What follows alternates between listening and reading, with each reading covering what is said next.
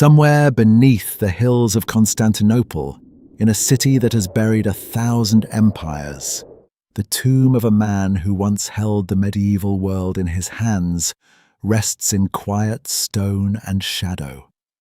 He ruled for 46 years over an empire that stretched across 3 continents, yet the title his own people gave him had nothing to do with conquest or war. He loved a slave woman so completely that he shattered 6 centuries of imperial tradition to make her his wife. And that love may have destroyed everything he spent a lifetime building. He stood at the gates of Vienna with the largest army the medieval world had ever assembled, close enough to change the entire course of Western civilization. And then he turned back. He built monuments so mathematically perfect that architects 500 years later still cannot fully explain how they were constructed. Who was Suleiman the Magnificent? And why does the shadow of his reign still fall across the modern world in ways we have not yet fully understood?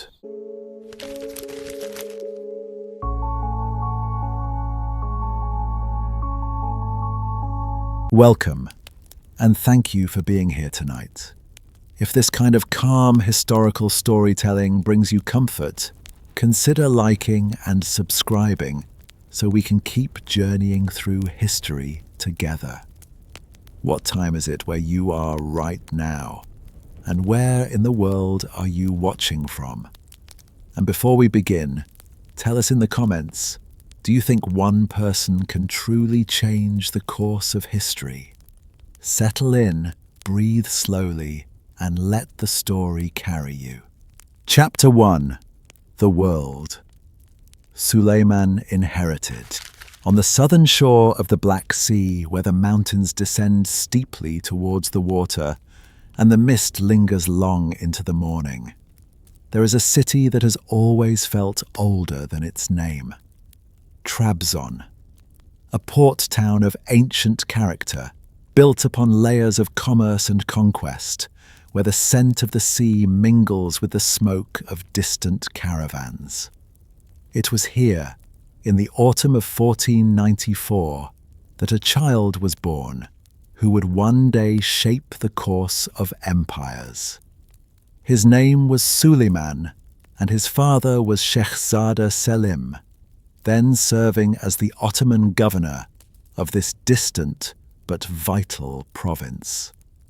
Trabzon was no quiet backwater.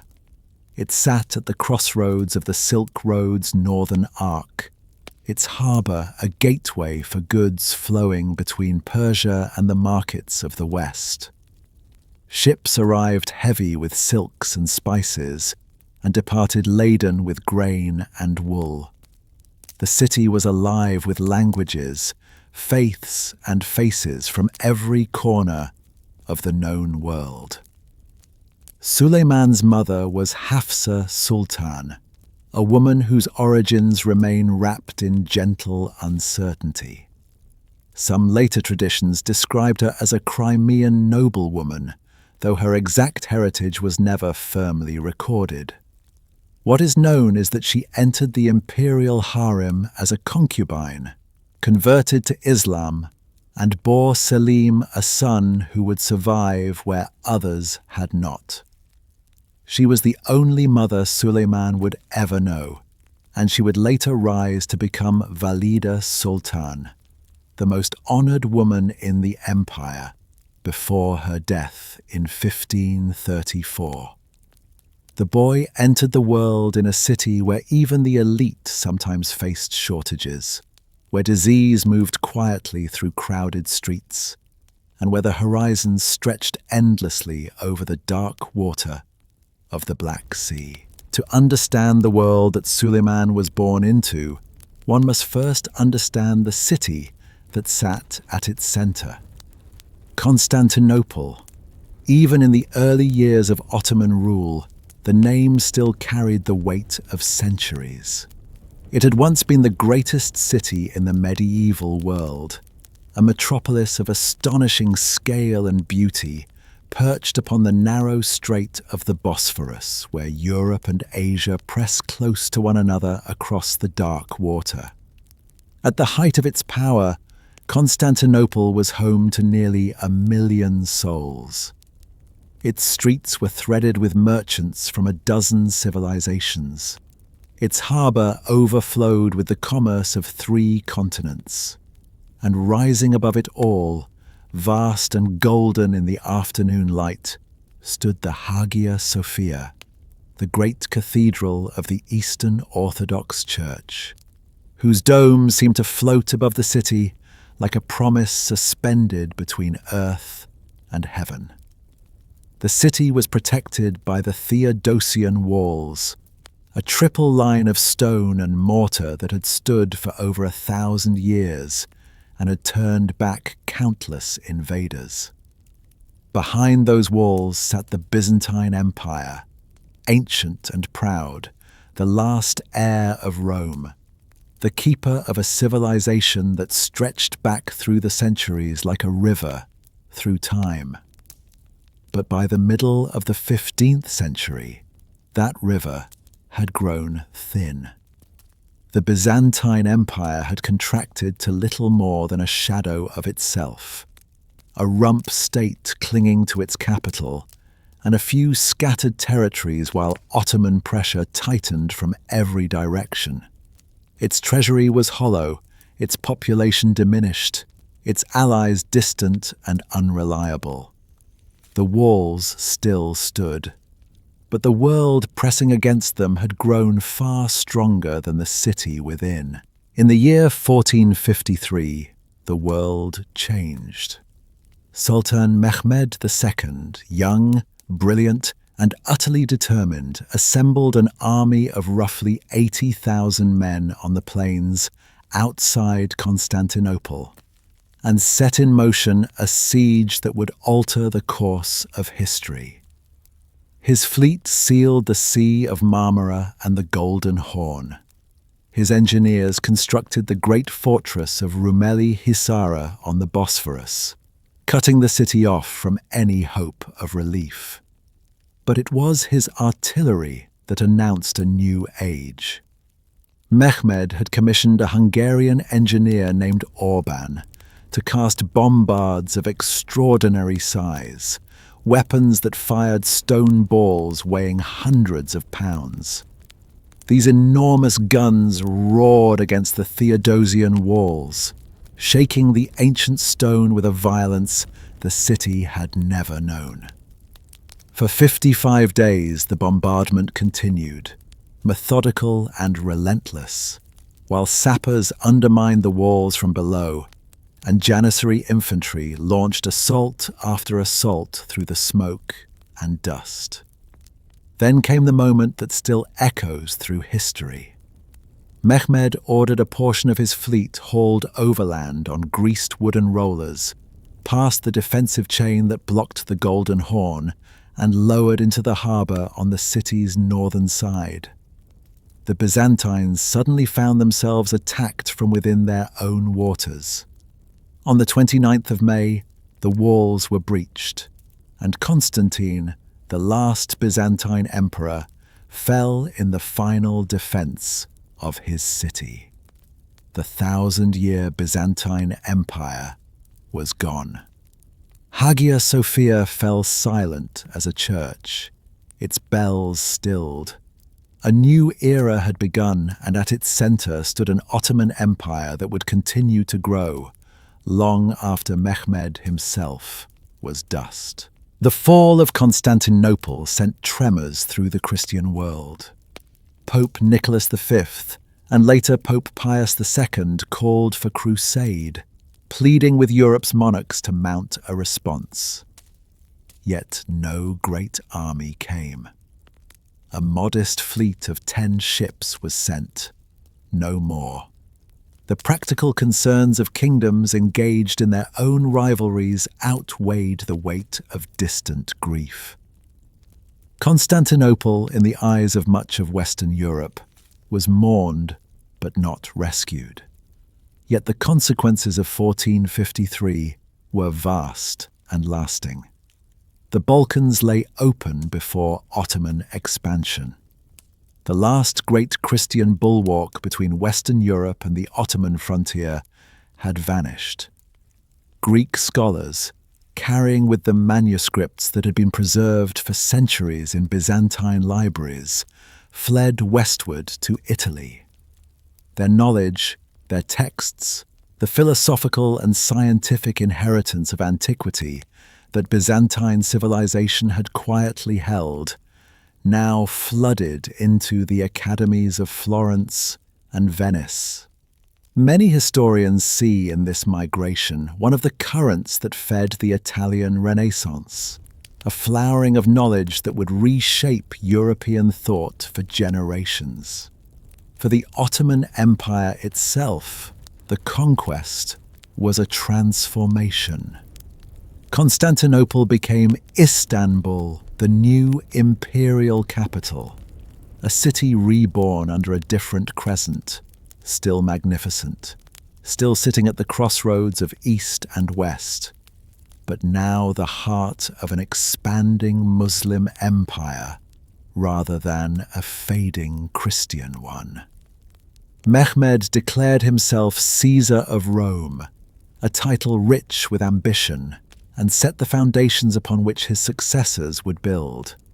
The conquest was not an ending. It was, in the truest sense, a beginning. And into this world, shaped by the long shadow of 1453, Suleiman was born 41 years later.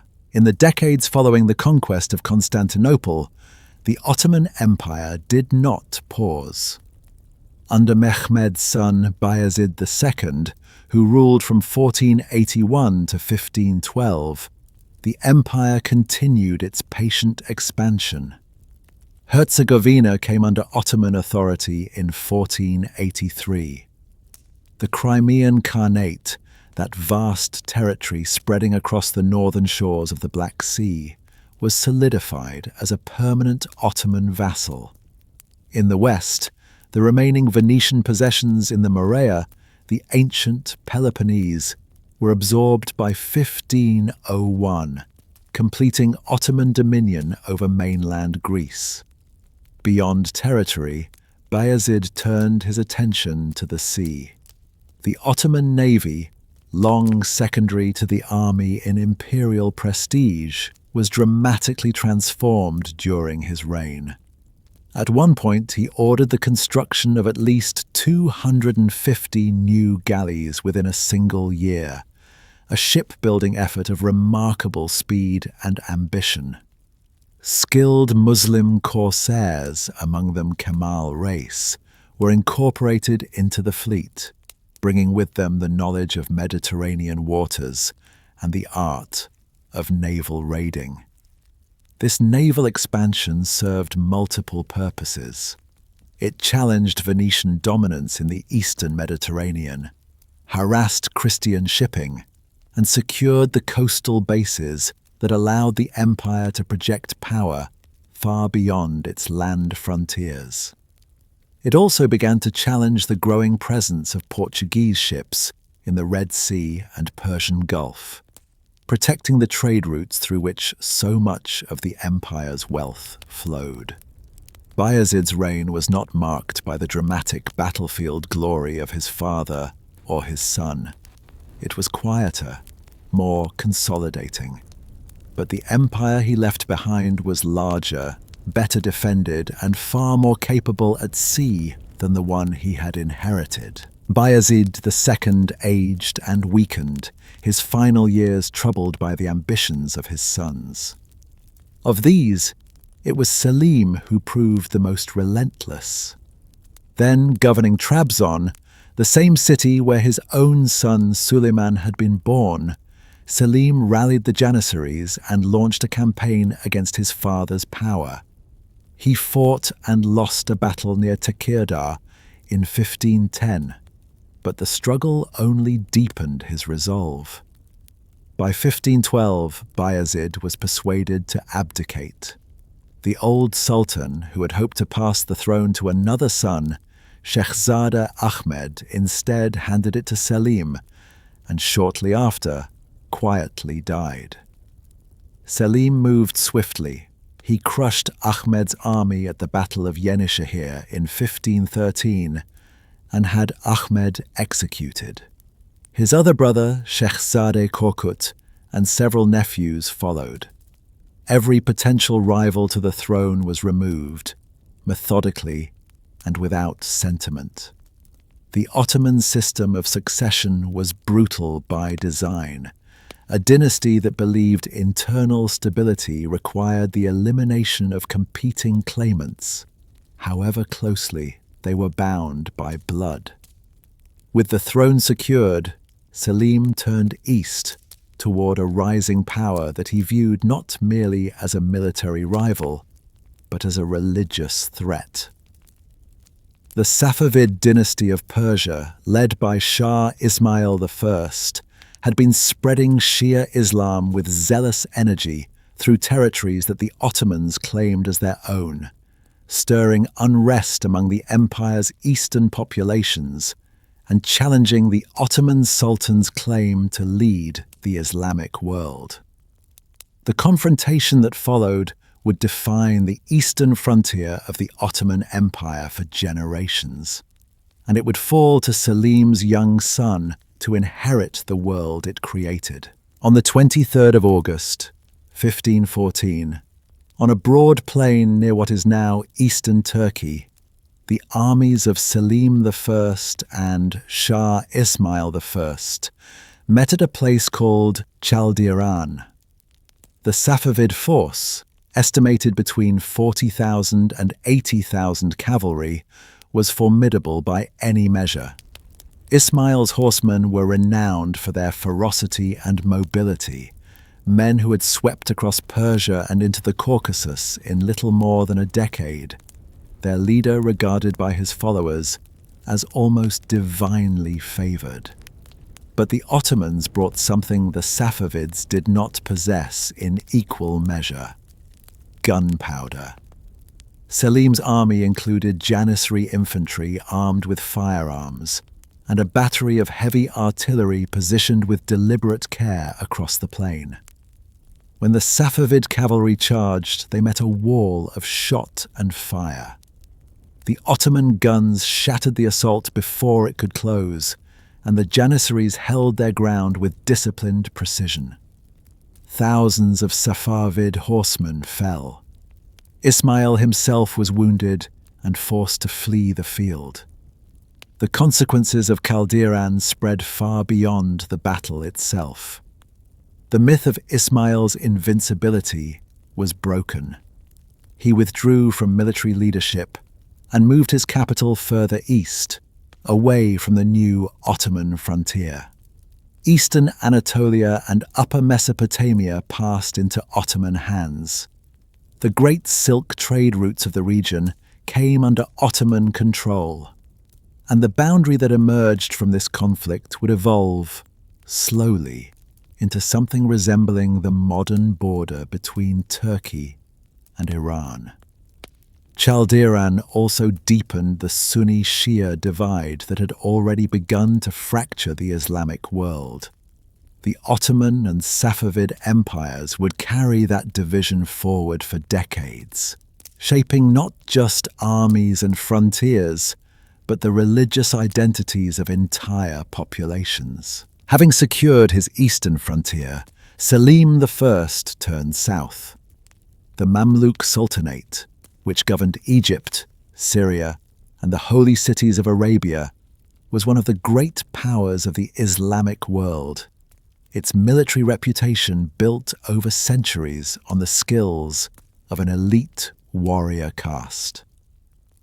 Mamluk soldiers were trained from childhood in the arts of horsemanship and mounted archery, heavily armored cavalrymen of extraordinary individual skill, who had once defeated the Mongols and held the eastern Mediterranean against crusader ambitions.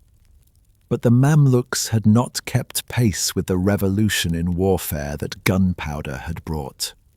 Their disdain for firearms, which many considered beneath the dignity of a true warrior, left them dangerously exposed when Selim's army, outnumbering them roughly 3-1, moved into Syria in the summer of 1516. On the 24th of August, at the Battle of Marj Dabik, Ottoman artillery and Janissary infantry destroyed the Mamluk cavalry charge before it could reach their lines. The Mamluk Sultan al-Ghuri died on the field. Selim pressed southward. At the Battle of Ridania on the 22nd of January 1517, the remaining Mamluk forces were shattered. Cairo fell after fierce street fighting. The Mamluk Sultanate, which had endured for more than 2.5 centuries, ceased to exist. With Egypt came something even more significant than territory: the holy cities of Mecca and Medina, and with them the custody of the most sacred sites in Islam, now passed under Ottoman protection. A profound transformation had taken place, and the empire that Suleiman would inherit was no longer merely a great power. It was the guardian of the Islamic world itself. The assumption of the caliphal title and the guardianship of Mecca and Medina elevated the Ottoman Sultan far beyond the role of military conqueror. In the Islamic tradition, the caliph was the successor to the Prophet's political authority, the protector and leader of the entire Muslim community. This title had passed through dynasties and been disputed across centuries. But with the Mamluk collapse, it now resided with the Ottoman house. Selim I became Khadimul Haramain, servant of the two holy sanctuaries. The keys of the Kaaba were delivered to him. The custody of the pilgrimage routes became an Ottoman responsibility. And with it came the prophetic relics, the mantle, the staff, the sacred objects that gave physical and symbolic weight to the claim of spiritual leadership.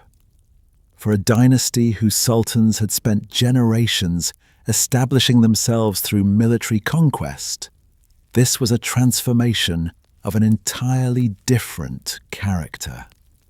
Power that had been measured in armies and territories was now also measured in religious legitimacy, in the trust of pilgrims, in the custody of the holiest ground on earth. When Selim I died on the 22nd of September 1520 at the town of Sorlu, he was only 49 years old. His death was sudden, caused by a severe illness, possibly a festering infection, perhaps something darker. He had been preparing a new campaign westward. Instead, he left a throne and an empire of staggering scope to his only surviving son. Because there were no rival princes remaining, because Selim had already designated Suleiman his heir, because the Janissaries and the viziers accepted the succession without a murmur of resistance, the transition was the smoothest the Ottoman dynasty had ever known.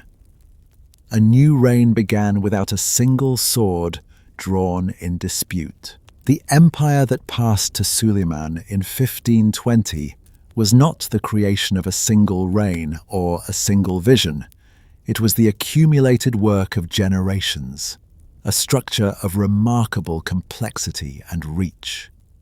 At the moment of his accession, the Ottoman Empire governed approximately 12 million souls, later estimates placing the figure closer to 11.5 million, spread across a territory of roughly 2 million square kilometers. Its 30 eyalets, or provinces, were supplemented by 5 semi-independent tributary principalities: Wallachia, Moldavia, Transylvania, the Crimean Khanate, and the Hungarian vassal lands. The economic foundations of this world were equally vast. The empire sat at the intersection of the great trade routes linking Europe, the Middle East, and Asia. Silk, spices, grain, wool, and ceramics moved through its territories in constant flow. Its tax system was intricate and diversified. A land tithe on agricultural production, customs duties on imported goods, a poll tax on non-Muslim subjects, market taxes, salt levies, and the extraordinary war levy known as the avaras. Agricultural productivity across Anatolia, the Balkans, and Egypt supplied both the army and the export markets.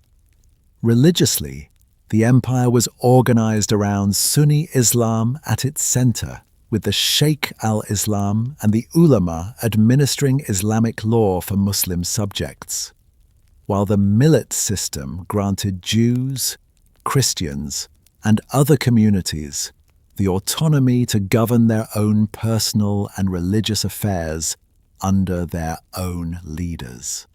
And threaded through this dual structure ran the imperial secular law, the Kanun, regulating taxation, land, commerce, and public order wherever religious law did not reach. It was a system of extraordinary sophistication, built to govern an extraordinary range of peoples. And then there was Suleiman himself. He had not inherited power passively. He had been prepared for it across a lifetime shaped by deliberate and rigorous education within the traditions of the Ottoman palace school. From his earliest years in the imperial system, he had absorbed a curriculum of striking breadth. Theology, history, science, literature, law, music, calligraphy, mathematics, military tactics. These were not ornamental studies. They were the instruments through which an Ottoman sultan was expected to govern. He had mastered 6 languages: Ottoman Turkish, Arabic, Persian, Serbian, Chagatai Turkish, and Urdu. He had read the Quran and the great Hadith collections, the classical Arabic histories of al-Tabari, the Persian poetry of Rumi, Hafez, and Sa'adi. He understood the foundations of Islamic jurisprudence and the mechanics of the legal codes that bound his empire together. He had also served as governor of Manisa, one of the empire's prosperous western provinces, where the abstract lessons of statecraft became practical realities. He had managed revenues, supervised officials, administered justice, and learned firsthand the patience and precision that governance required. The Devshirme system that filled the palace schools and the Janissary corps with talented men, drawn from across the empire's Christian populations, had given him administrators and commanders of exceptional quality to rely upon. Men who owed everything to the Ottoman state and to the Sultan personally, whose loyalty was institutional and deep. At 26 years of age, Suleiman ascended a throne shaped by conquest, faith, commerce, and learning. With an empire of such extraordinary scope already in his hands, the young sultan now faced the question that would define his reign and his place in history. Not what he had inherited, but what he would choose to do with it. Chapter 2: The Conquests that shook medieval Europe. At the heart of medieval Europe, where 2 great rivers met and mingled their dark waters, stood a city that had long defied the ambitions of empires. Belgrade rose at the confluence of the Danube and the Sava, its stone walls watching over the waterways that carried the lifeblood of Central Europe: trade, soldiers, and the slow, quiet movements of peoples across the land. Whoever commanded Belgrade commanded the gateway to the north. Every campaign that dreamed of reaching deep into Hungary, every army that wished to move freely along the lower Danube, had first to reckon with this fortress. In 1456, Mehmed II had tried and failed. His artillery had thundered against those walls for days, and still, Belgrade held. A determined Hungarian relief army under John Hunyadi had come to the city's aid, reinforcing its garrison and turning back the Ottoman assault. The Sultan himself had been wounded in the fighting. The loss of leadership, the faltering of morale, these were enough to break the siege, and Belgrade remained a Christian bulwark against Ottoman expansion for another generation. But time and power shift slowly, like rivers carving new courses through stone. When Suleiman came to the throne, he understood what his predecessor had not been able to finish. In 1521, he turned his gaze toward Belgrade with a force that contemporary accounts placed between 65,000 and 100,000 men. An army that moved across the land like a tide. The fortress, for all its reputation, was now held by only a few hundred soldiers, perhaps 700 to 800 men under Captain Balazs Olah. Their supplies thin, their walls stretched too wide for so small a garrison to defend. The river approaches were sealed. The siege had begun. The siege of Belgrade in 1521 unfolded with the patient, methodical weight of an empire that had learned to make stone yield to patience and gunpowder. Suleiman's forces first sealed the Danube and the Sava, cutting the fortress off from any hope of relief by water. The isolation was complete, the garrison left to its own dwindling resources. The walls of Belgrade were not weak. A massive stone enclosure circled the city, with a lower fortress protecting the riverfront and a great citadel, the castle, perched on the hill above. At the Danube entrance stood a fortified cannon tower, later known as the Nebojsa Tower, guarding the water approach. These were formidable constructions for their age, designed to absorb punishment and return fire with authority. But heavy artillery and the patience of sappers could overcome even the most resolute stone. Ottoman engineers dug mines beneath the foundations, working steadily and quietly beneath the earth, while the artillery above continued its bombardment. The most decisive moment came when the mines beneath the Nebojsa Tower were detonated, collapsing the structure and tearing open a breach in the riverside defences. Through that breach, Ottoman forces pressed into the lower town on the 8th of August. For another 3 weeks, the surviving defenders clung to the upper citadel, a few dozen men holding what remained of the fortress against an army that stretched across the surrounding landscape like a dark sea. On the 29th of August, they surrendered. The gateway to Central Europe had opened at last, and the great river road north now lay within reach of the Ottoman advance.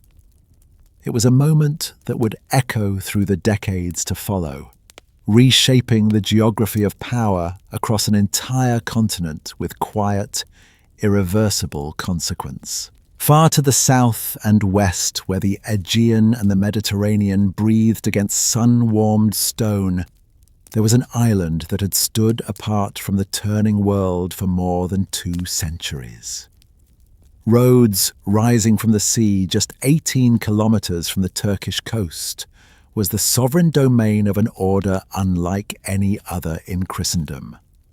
The Knights of St. John, men who had begun as humble caregivers to sick pilgrims in Jerusalem, and had been hardened by generations of war into one of the most formidable military brotherhoods the medieval world had ever known.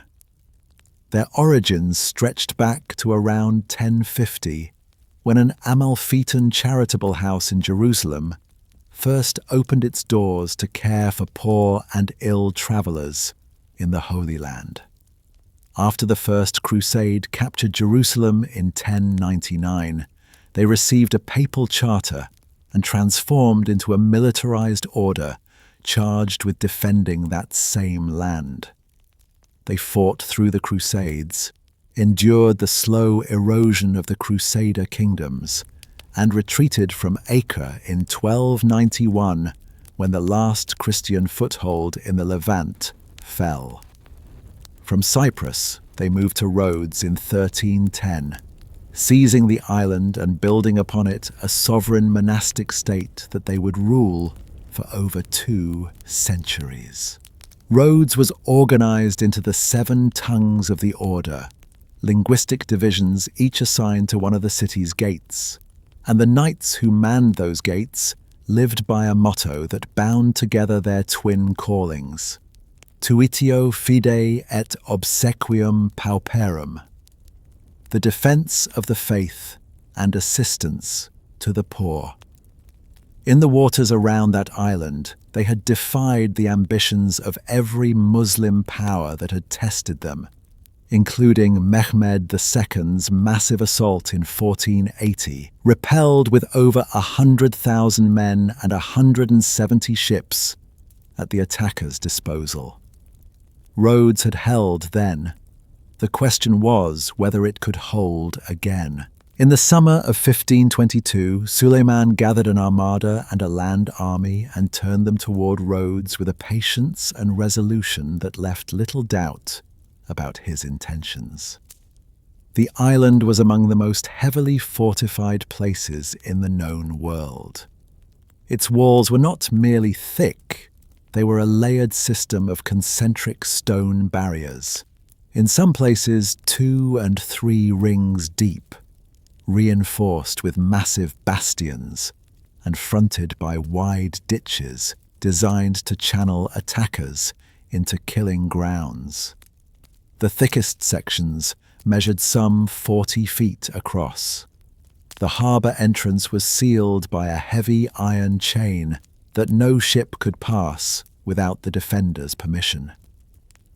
Suleiman's forces arrived on the 26th of June. The naval blockade sealed the island while the land army established its siege works. For months, Ottoman artillery pounded the walls. Cannons thundered day after day, and sappers dug mines beneath the defensive lines, detonating them to collapse the bastions and open breaches. Janissary infantry stormed the damaged sections, only to be driven back by the disciplined defenders within. The assault was relentless, and the defenders gave ground only slowly. The siege lasted roughly 6 months, from late June until December of 1522. 6 months of artillery fire, of mines and countermines, of assaults and desperate counterattacks. By the end, the walls had been shattered in many places. The garrison had suffered terrible losses, and the civilian population of the island faced a winter of starvation and continued bombardment. There were, in the end, no more choices to be made. On the 22nd of December, the Knights of St. John opened negotiations. The island that had repelled Mehmed II had finally yielded, not through any failure of courage, but through the slow, remorseless arithmetic of weight and time. What followed the fall of Rhodes was, in its own quiet way, as remarkable as the siege itself. Suleiman granted the surviving Knights of St. John terms so generous that they became spoken of across Europe with a kind of hushed astonishment. The knights were permitted to leave with their weapons, their valuables, and their religious icons.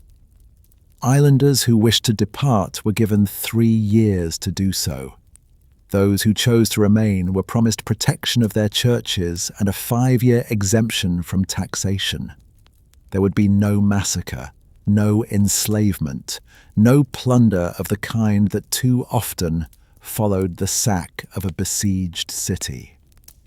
The reasoning behind this generosity was not purely charitable. After months of brutal combat, both armies were exhausted. The Ottoman forces had suffered enormous casualties, and disease had spread through the besieging camp. A final, costly storm of the citadel might have devastated the civilian population of the island and left Rhodes a ruin rather than a functioning acquisition. By offering honourable terms, Suleiman secured the island peacefully, preserved its economic and social order, and sent a message across Europe that surrender to the Ottoman Empire could be met with dignity rather than destruction. The surviving knights departed, eventually sailing westward through the Mediterranean in search of a new home. They would find it in 1530 when the Holy Roman Emperor granted them the island of Malta, where they settled in the harbour town of Birgu, rebuilt their fortifications, and would one day stand again against a new Ottoman assault. The order endured. It simply moved. Rhodes, meanwhile, became Ottoman. Its layered walls and ancient harbour, its streets still carrying the memory of 2 centuries of crusading endeavour, now flew a different banner under a different sky. The great plain of Mohacs lies in southern Hungary, where the Danube sweeps in a broad curve through flat, open land. On the 29th of August, 1526, that plain became the site of a catastrophe so swift and so complete that it reshaped the political geography of Central Europe for a century and a half. The Kingdom of Hungary in 1526 was a realm struggling beneath the weight of its own internal divisions. It had no standing professional army of the kind the Ottomans had long maintained. Its military strength depended on feudal levies of noble cavalry, a modest infantry, and the hired companies of German Landsknechte and other mercenaries who could be assembled in a crisis. Its king was Louis II, a young man of only 19, who had come to the throne as a child and had never commanded an army in the field. The force Louis led to Mohacs numbered roughly 25 to 30,000 men and perhaps 85 cannons. It was not a negligible army. It included some 3,000 heavily armoured noble knights, 4,500 light cavalry, and nearly 7,000 Hungarian foot soldiers, alongside the papal infantry and Polish contingents. The men were brave. Their commanders were experienced. But the army that met them on that plain was of an entirely different order of magnitude. Suleiman brought perhaps 50 to 55,000 regular troops and around 10,000 lighter auxiliaries, supported by approximately 300 cannons, nearly 4 times the artillery the Hungarians could field.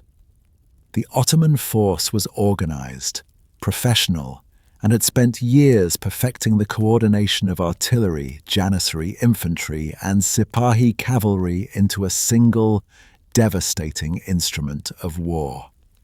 The 2 armies faced each other across the open ground as afternoon approached, and the shadow that fell over the Hungarian host was long. The Battle of Mohacs lasted less than 2 hours. It is remembered not as a long and grinding struggle, but as a sudden, total collapse, a battle that ended almost before those who fought it could understand what had happened. The Hungarians deployed in two forward lines, with the right-wing cavalry under Batthyány Ferenc, the infantry centre under Pál Tomori, and the left-wing cavalry under Perényi Péter, the king and his heavy guard positioned behind. They chose an uneven plain constrained at its edges by marshland, and they sent their right-wing cavalry forward in an early charge against the Ottoman vanguard before the main Ottoman army had fully descended into position. The charge was fierce, and the Hungarian heavy cavalry struck hard. But the Ottomans absorbed the blow. Then 300 cannons opened fire. The Janissaries, armed with matchlock firearms that the Hungarian cavalry did not yet possess, poured volley fire into the charging formations. The Ottoman centre and rearguard, untouched and fully positioned, moved to encircle the Hungarian lines. The marshy flanks prevented escape.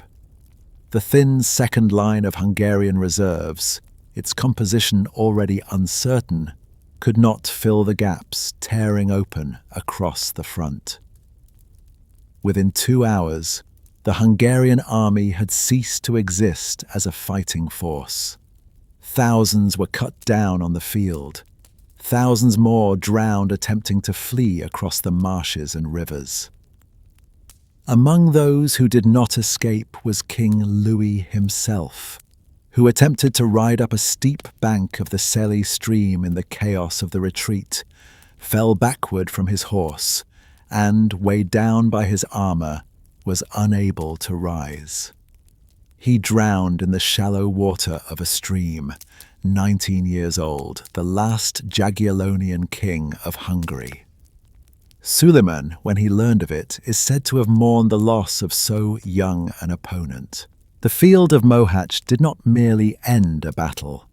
It ended a kingdom, or at least the kingdom as it had existed. Louis II died without a legitimate heir, and the vacuum his death created was filled by competing ambitions. The Habsburgs, claiming the throne through Ferdinand I, secured the northwestern and western portions of the Old Kingdom, which became known as Royal Hungary.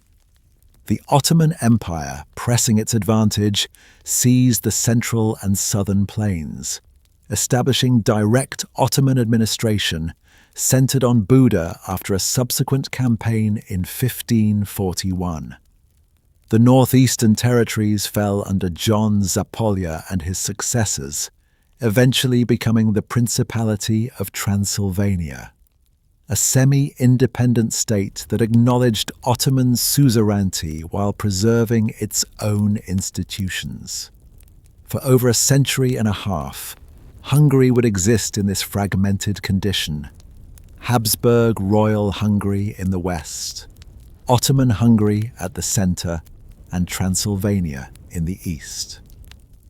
The political structure of Royal Hungary remained, with its own diet and legal traditions, but the Habsburg monarchs controlled foreign policy and finance, and the native military strength that had been shattered at Mohacs could only slowly be rebuilt behind a chain of fortified border positions known as the military frontier. Thus, a single afternoon's battle, lasting less than 2 hours on a flat plain in southern Hungary, produced consequences that unfolded across generations. The map of Central Europe had been redrawn not by decades of grinding conflict, but by the sudden, overwhelming efficiency of a military system that had no equal in the world of its time.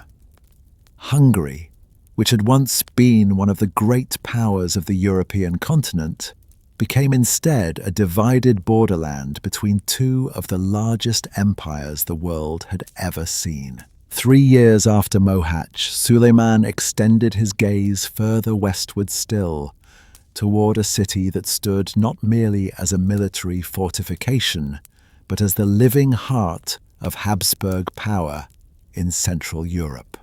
Vienna was the seat of the Austrian lands. the administrative center of the empire ruled by Charles V, a dominion that stretched from the German lands and the Low Countries through the Spanish crown to the kingdoms of Naples, Sicily, and Sardinia, and outward across the Atlantic to new territories in the Americas. It was, quite genuinely, an empire upon which the sun did not set. The capture of Vienna would have meant far more than the acquisition of another city. It would have signaled the collapse of the Western bulwark against Ottoman advance, opened the road to the rich kingdoms of Central Europe, and dealt a blow to the prestige of Christendom from which it might not have easily recovered. Suleiman understood this. In the spring of 1529, he set out from Istanbul at the head of a force that contemporary accounts placed at between 75 and 100,000 combatants, supported by perhaps 500 artillery pieces, among them 200 massive siege cannons, and a logistical train that stretched for miles across the Balkan roads. But the roads had not cooperated. An unusually wet spring had turned the Balkan countryside into mud. Rivers ran swollen and fast. Wagons sank. The heaviest siege guns, those 200 great cannons upon which any serious assault of Vienna's walls would have depended, had to be abandoned along the way. The army that arrived before Vienna was still enormous, but it had lost the tools that might have made the enterprise possible. And it arrived late, with summer already gone and autumn beginning its cold advance. Vienna in 1529 was a medieval city that its defenders had worked urgently to prepare for precisely this kind of assault. The aging stone walls had been reinforced with earthen bastions and wooden palisades. 3 of the 4 city gates had been sealed, leaving only one open as a controlled exit for cavalry sorties. The houses and structures that lay outside the walls had been torn down to deny cover to attackers and to give the city's artillery clear fields of fire. Inside, a garrison of veteran soldiers, civic militia and mercenaries had been organized under capable command, supported by 75 cannon batteries covering the approaches. The Ottoman siege that followed lasted from late September into mid-October. Mining operations were pressed forward beneath the walls, but Viennese engineers detected many of the tunnels and detonated countermines to collapse them. Ottoman infantry mounted repeated assaults against the walls, 18 major attacks by some accounts, and each was driven back. Night raids by the garrison disrupted the besiegers' tunnel works and kept the Ottoman forces off balance. The defenders held. Then came the cold. Early snowfall and dropping temperatures compounded the supply problems that had plagued the Ottoman campaign from the beginning. The army had been living off a countryside it had already stripped bare. The heaviest cannons were not there to breach the walls. Disease moved through the camp. The Archduke Ferdinand, whom Suleiman had come to confront, had withdrawn beyond reach. With no decisive blow possible and winter closing in, the Ottoman army broke camp and began its withdrawal in mid-October, moving south through mud and ice. Suleiman framed the departure as a deliberate act of magnanimity, declaring he had never intended to seize the city, only to confront its lord. The walls of Vienna had not fallen. Beyond Europe's borders, Suleiman's armies moved east as well, reshaping the world in other directions with the same quiet, remorseless energy. Tabriz fell, opening the way into eastern Persia and forcing Shah Tahmasp I into retreat. Then, in 1534, Baghdad, ancient Baghdad, the city of the Abbasid caliphs, the city that had been the center of Islamic civilization before the Mongols tore it apart in 1258, was taken, and with it came something far more significant than mere territory. Baghdad in the 16th century was still among the world's great cities, a thriving hub on the Tigris, where scholarship and commerce had never entirely vanished, despite the long shadow of the Mongol destruction. Its sacred sites, including the great Al-Qadimiyya Mosque, constructed in that very century and housing the shrines of revered Shia imams, made it a pilgrimage destination of enormous spiritual weight. Suleiman's capture of the city gave the Ottoman Empire direct access to the Tigris-Euphrates basin, a trade outlet to the Persian Gulf, and control of one of the most symbolically charged places in the entire Islamic world. And so, the empire grew. Westward to the Atlantic shores of Morocco and the Algerian coast. Northward to the Danube and the walls of Vienna. Eastward across Anatolia to the Persian Gulf and the western Iranian plateau. Southward along the Red Sea to Egypt, the Arabian Peninsula, and Yemen. Within those vast borders lived peoples of extraordinary variety.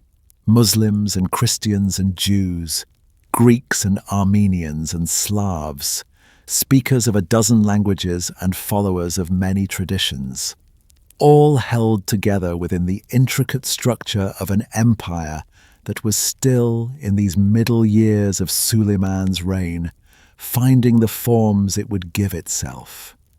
But the man who stood at the walls of Vienna and commanded the seas from the Bosphorus to Gibraltar was more than a general, and the empire he was building was more than a collection of conquered territories, for it was now time to give those territories something that would outlast any army. Chapter 3. Kanuni, the Lawgiver, and his empire. There is a word that has clung to Suleiman's name across the centuries, a quiet word, almost scholarly in its sound, yet carrying the weight of an entire civilization. That word is Kanuni.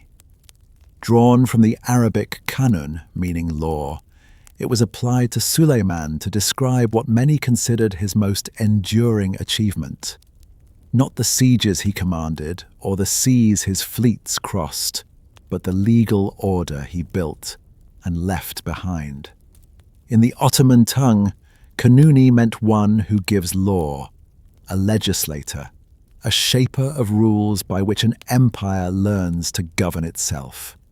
Yet history holds a gentle irony within this title. The epithet Kanuni, so familiar now, so inseparable from his memory, does not appear in the records written during his own lifetime. Contemporary chronicles knew him by other names: the Magnificent, the first among sultans of his age. It was only in the early 18th century, long after the sultan had passed from the world, that historians began to call him Kanuni Sultan Suleiman with any regularity. The title grew from memory, not from proclamation.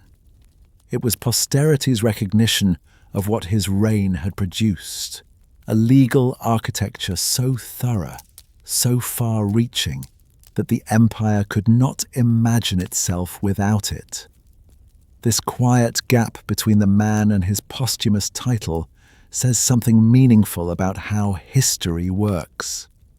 Great works often outlive their makers, and the laws Suleiman wrote would persist, guide, and define the Ottoman world for more than 300 years, shaping the lives of millions who never once heard his voice. To understand why Suleiman's legal reforms mattered so deeply, one must first understand the disorder they were designed to replace.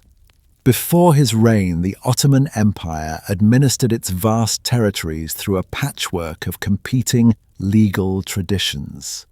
The Sultanic Kanun, the secular law issued by royal decree, sat alongside the Sharia, the sacred Islamic law derived from the Quran, the Prophet's teachings, scholarly consensus, and analogy. In theory, these two bodies of law complemented each other. In practice, they often collided in ways that left ordinary people adrift. A peasant disputing a land boundary might find that the religious court and the secular court offered different answers.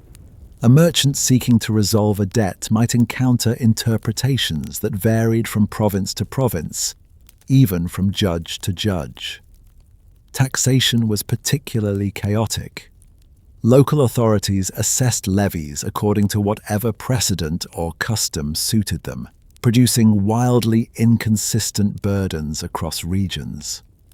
Non-Muslim subjects found themselves in especially uncertain positions, their legal standing shifting depending on where they stood and who was listening. Property rights were insecure. Criminal penalties were unpredictable.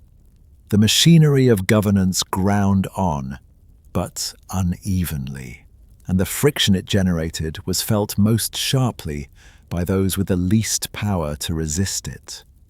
Suleiman inherited this fragmentation. He also inherited the ambition and the administrative will to address it. What he undertook was not simply a reform of laws, but a rethinking of how an empire ought to hold itself together, through consistency, through codification, through a framework that placed the authority of written law above the whims of local power. At the heart of Suleiman's legal world stood a distinction that defined the entire Ottoman system: the line between Sharia and Kanun, between divine law and sultanic decree. Sharia was the sacred foundation. Derived from the Quran and the accumulated wisdom of Islamic scholarship, it governed the most intimate and the most serious dimensions of life: worship, marriage, divorce, inheritance, and the gravest crimes known as hudud. Its courts were presided over by qadu judges, learned men appointed by the state to interpret and apply religious law. It was the moral and spiritual architecture of the empire, and no sultan could openly contradict it without risking his legitimacy.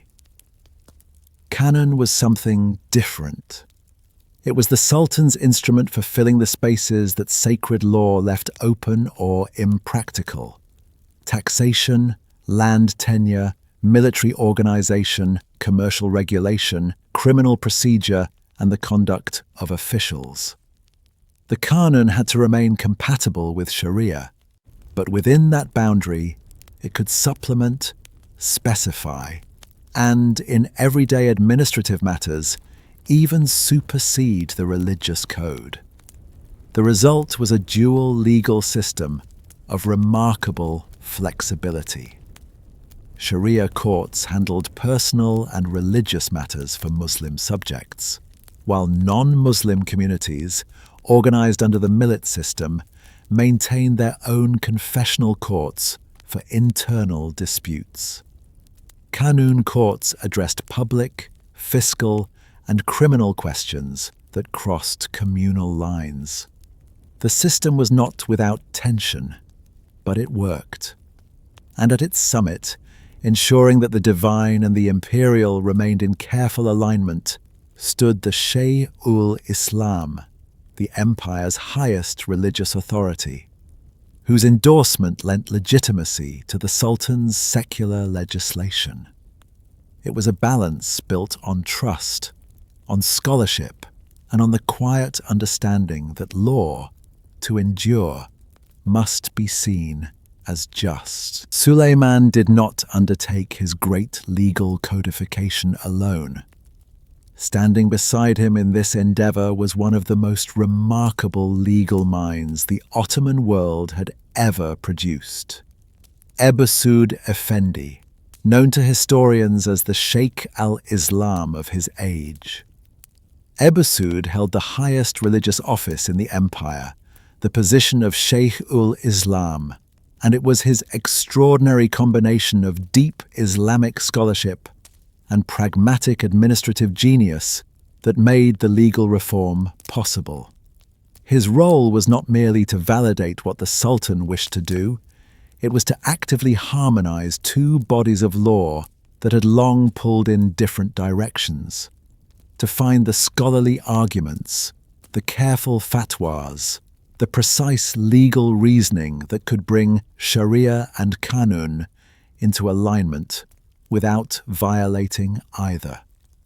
When Suleiman wished to legitimize certain commercial practices, it was Ebusud who found the jurisprudential path. When the new unified code needed religious endorsement to carry weight across the empire's diverse provinces, it was Ebusud's authority that provided it. He was placed beside the Sultan in official ceremonies, a visible sign that imperial power and religious scholarship were working not in opposition, but in concert. This partnership between sultan and jurist produced something greater than either could have achieved alone. Suleiman provided the political will, the resources, and the imperial reach to enforce a uniform code. Ebusud provided the intellectual architecture, the religious credibility, and the scholarly craftsmanship to make that code not merely legal, but legitimate. Together they rewrote the rules by which an empire of many peoples, many faiths, and many traditions would govern itself for generations to come. When scholars speak of what the Canon actually contained, what its pages prescribed and its clauses protected, the scope is remarkable. Suleiman's legal codification reached into nearly every corner of Ottoman public life.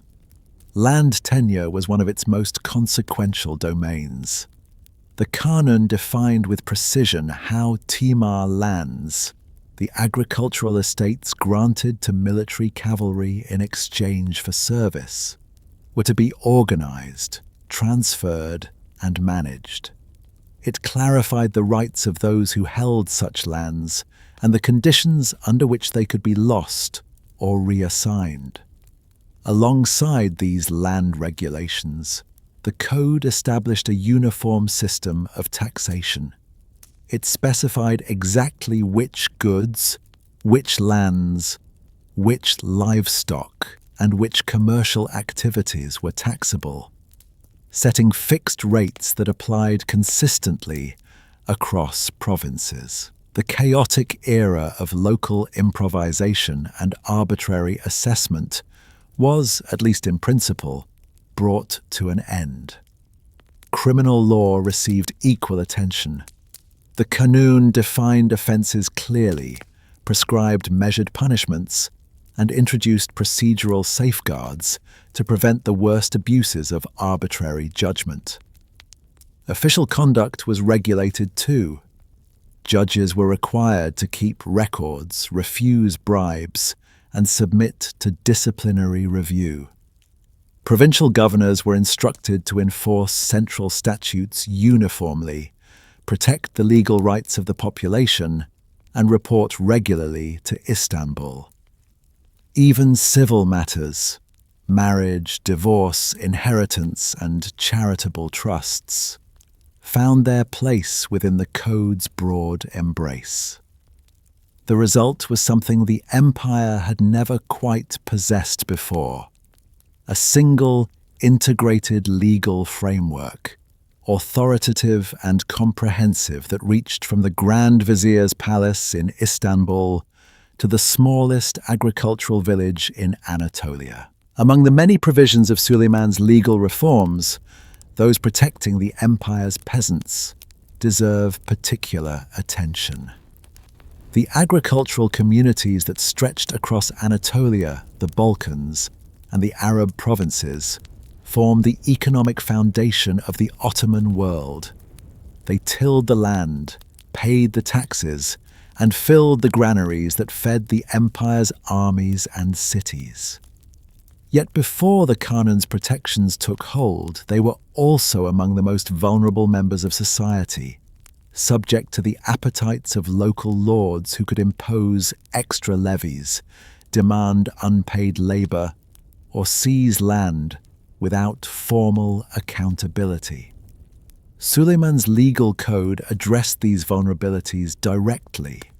It fixed the amount of land tax, the tithe, that could be levied, establishing a ceiling that landlords could not legally exceed without authorization from the central treasury.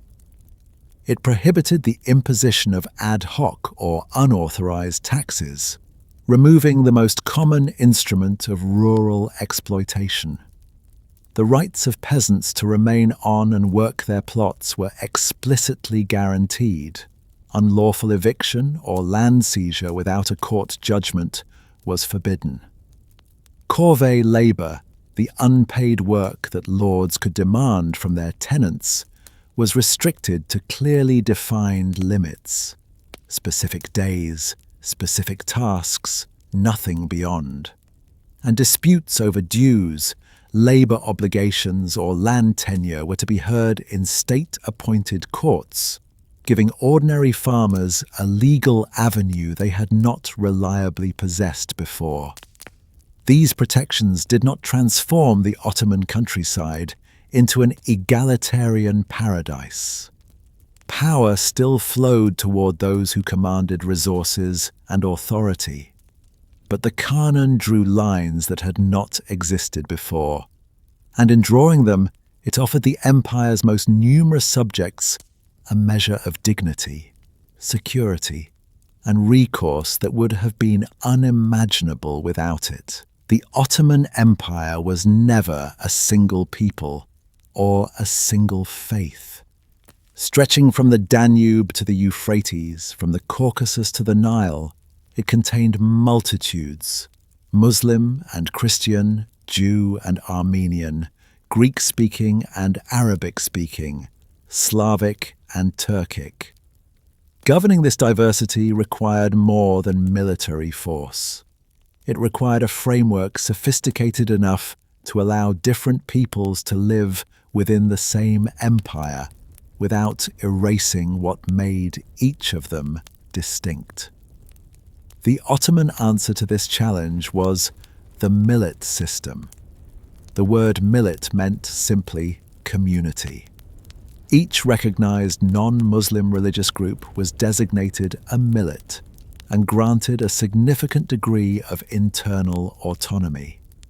Its own religious leaders held authority over personal status matters, marriage, divorce, inheritance, family law.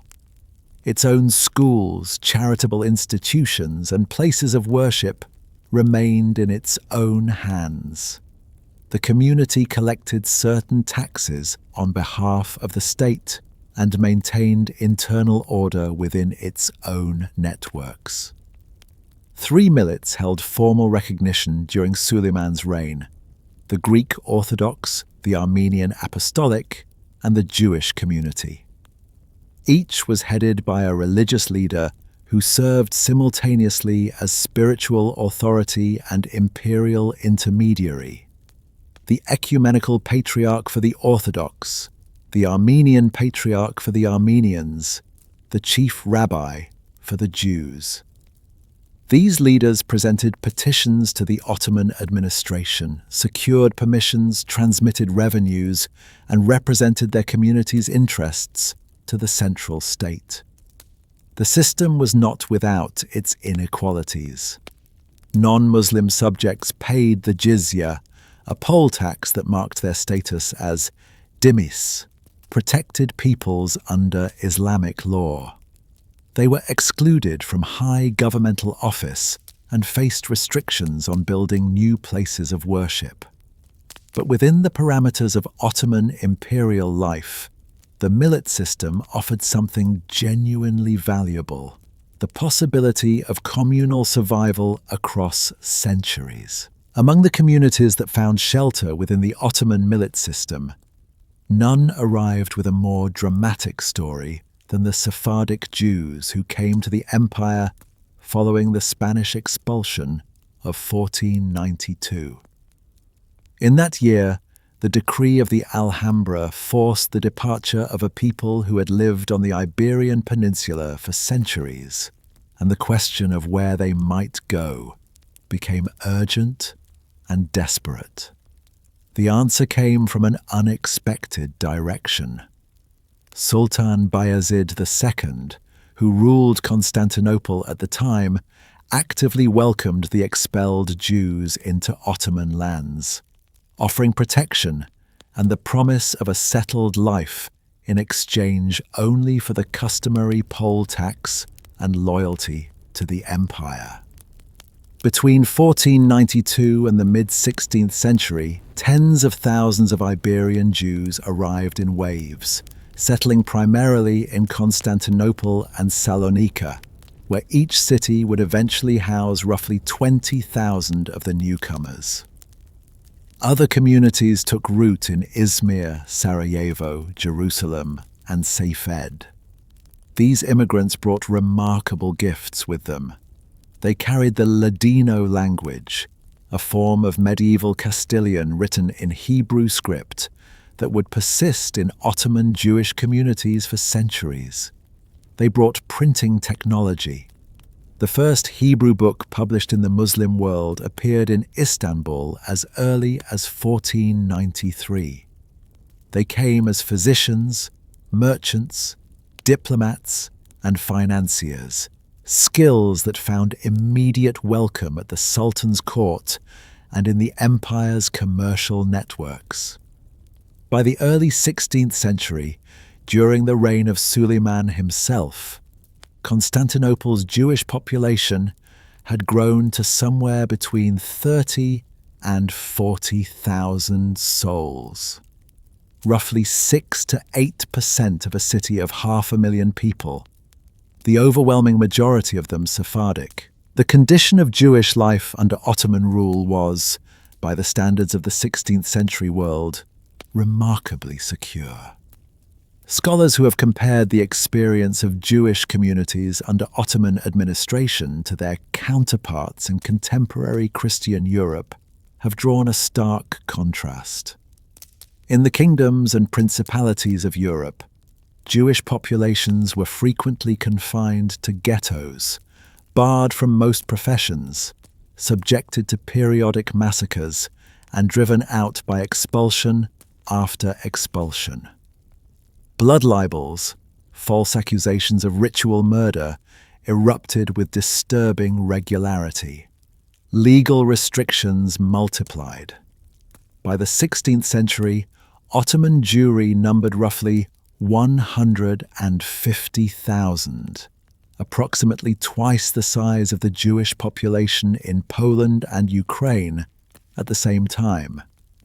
Within the empire, Jewish merchants traveled freely across 3 continents, trading across a vast network of Ottoman ports, caravan routes, and market towns. Physicians of Jewish background served at the Ottoman court itself. The millet system granted Jewish communities legal personhood, the right to worship openly, and the authority to manage their own schools, charitable institutions, and religious courts. Non-Muslim subjects faced real restrictions, it is true. The jizya tax, limitations on testifying against Muslims in court, prohibitions on proselytizing, and requirements in some periods to wear distinctive clothing.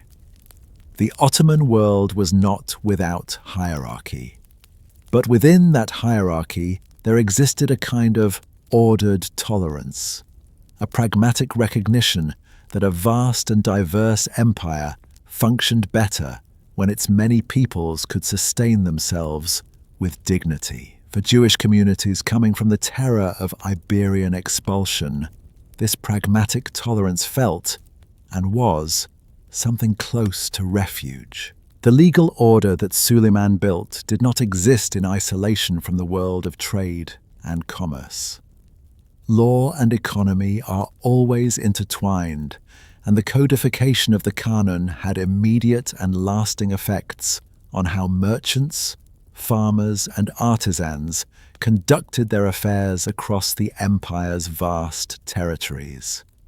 By replacing arbitrary local levies with a standardized, transparent tax regime, and by clarifying procedures for credit, debt, property disputes, and contract enforcement, the Kanun gave merchants something they had previously lacked: legal certainty. Costs could be calculated, agreements could be enforced, the risk of arbitrary seizure or contradictory rulings diminished measurably. This created conditions in which market towns could grow, caravan routes could expand, and port activities could intensify. The empire stood at the center of a remarkable trading world in the 16th century, commanding key ports and sea lanes that linked Europe to the Near East, the Red Sea, and the Indian Ocean beyond. Suleiman's administration actively promoted this international commerce through the issuance of capitulatory agreements, legal treaties that granted European merchant communities preferential treatment within the empire. Venetians, French, English, and eventually Dutch traders established permanent bases in Ottoman cities, drawn by exemptions from certain taxes, the right to manage their own legal affairs through consuls, and the reliable security of Ottoman commercial law. Revenue from more efficient taxation financed roads, bridges, caravanserais, and the repair of Mediterranean and Black Sea ports, turning the empire into a dependable hub of transcontinental commerce.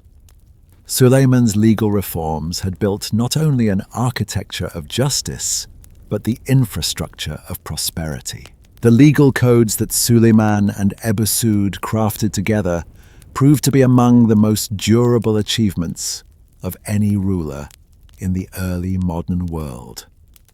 The Kanuni Osmani, the Ottoman legal code, continued to serve as the primary foundation of imperial governance for more than 3 centuries after Suleiman's death in 1566, persisting well into the 19th century's era of reform. In this sense, the comparison that historians have sometimes drawn with Justinian's Corpus Juris Civilis is not without weight. Both rulers attempted to gather the scattered and contradictory laws of a great empire into a single, authoritative body. Both succeeded in creating legal frameworks that far outlasted their own lifetimes.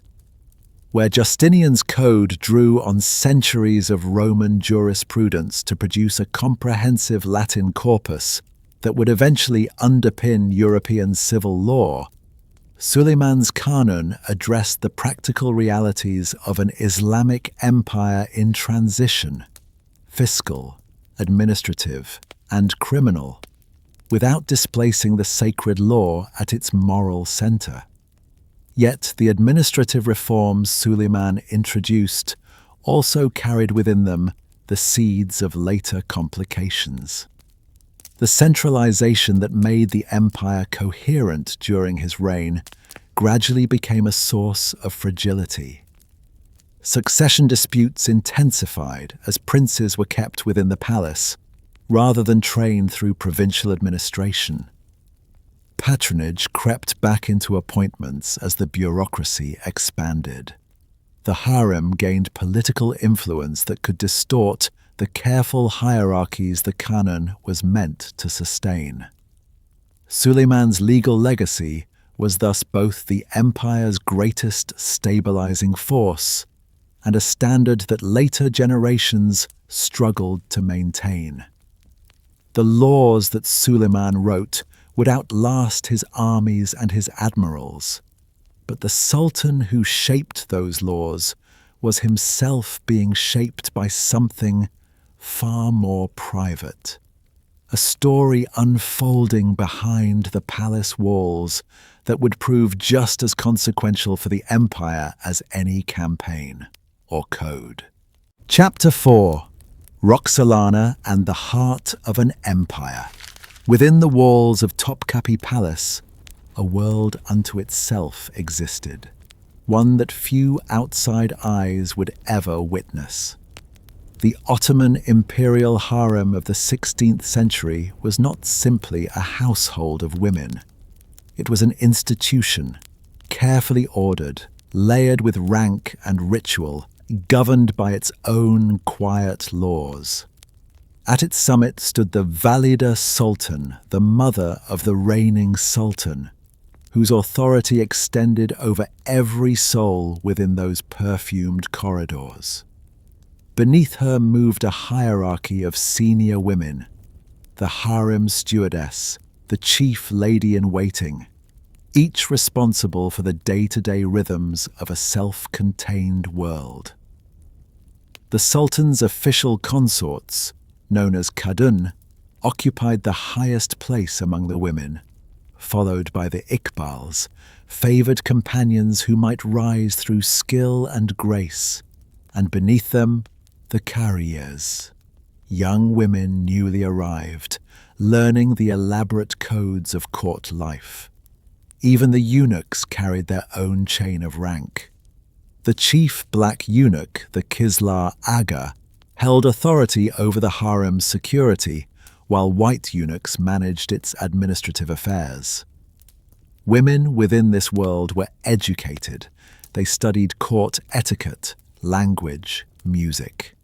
Those who completed their years of service might be married into the Ottoman elite, sent into the households of great men, or assigned to distant posts, their lives shaped entirely by the institution they had entered. It was a community governed not by chaos, but by an intricate stillness. Every salary, every appointment, every movement within those walls carried meaning. And it was into this world, ancient, ordered, and absolute, that a young woman from the distant hills of Ruthenia would one day arrive, carrying within her something that no rule of the harem had quite anticipated. Long before Suleiman's reign reshaped what was possible, the Ottoman sultans had lived by a different understanding of power, one that deliberately kept women at a careful distance from formal authority. The tradition was clear. A sultan did not take a wife. He kept a harem of concubines, and his relations with any one woman were maintained only until she bore him a living son. Once that child arrived, the sultan would distance himself, and the mother, together with her son, would be sent to govern a provincial sanjak, far from the capital. The system was not careless. It was purposeful. A formal marriage to a foreign princess would introduce foreign loyalties, foreign ambitions, foreign influence into the heart of the dynasty. By binding himself only to enslaved concubines, women who owed their entire existence to the Ottoman household, the Sultan kept his court free of competing aristocratic claims. No one woman could gather too much power. No one family could press its interests through a marital connection to the throne. The one woman, one son principle further contained the influence of mothers. Each concubine was expected to bear a single prince and then recede. The succession would remain clean, the court would remain stable, and the Sultan himself would remain sovereign above all personal entanglements. These were not merely customs, they were the architecture of imperial survival, built across generations, tested by time. They had held the dynasty together through crisis and expansion alike. And yet, as history would quietly reveal, even the most carefully constructed walls are sometimes breached, not by force, but by something far older and far less predictable. She was known in the West as Roxolana, a name drawn from the old word for Ruthenia, the land of her birth. But within the palace she would come to be called Hurrem, a Persian word meaning the joyful one. Born around 1505, most likely in the town of Rohatin in what is now western Ukraine, she was the daughter of an Orthodox priest. Her world in those early years was a small one, defined by the rhythms of a Ruthenian village, by the faith and language of her people.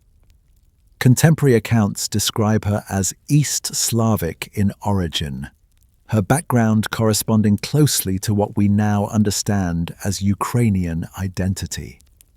It was this origin that gave rise to the name Roxolana, a name that would travel across Europe in letters, pamphlets, and diplomatic reports, becoming one of the most spoken names of the 16th century.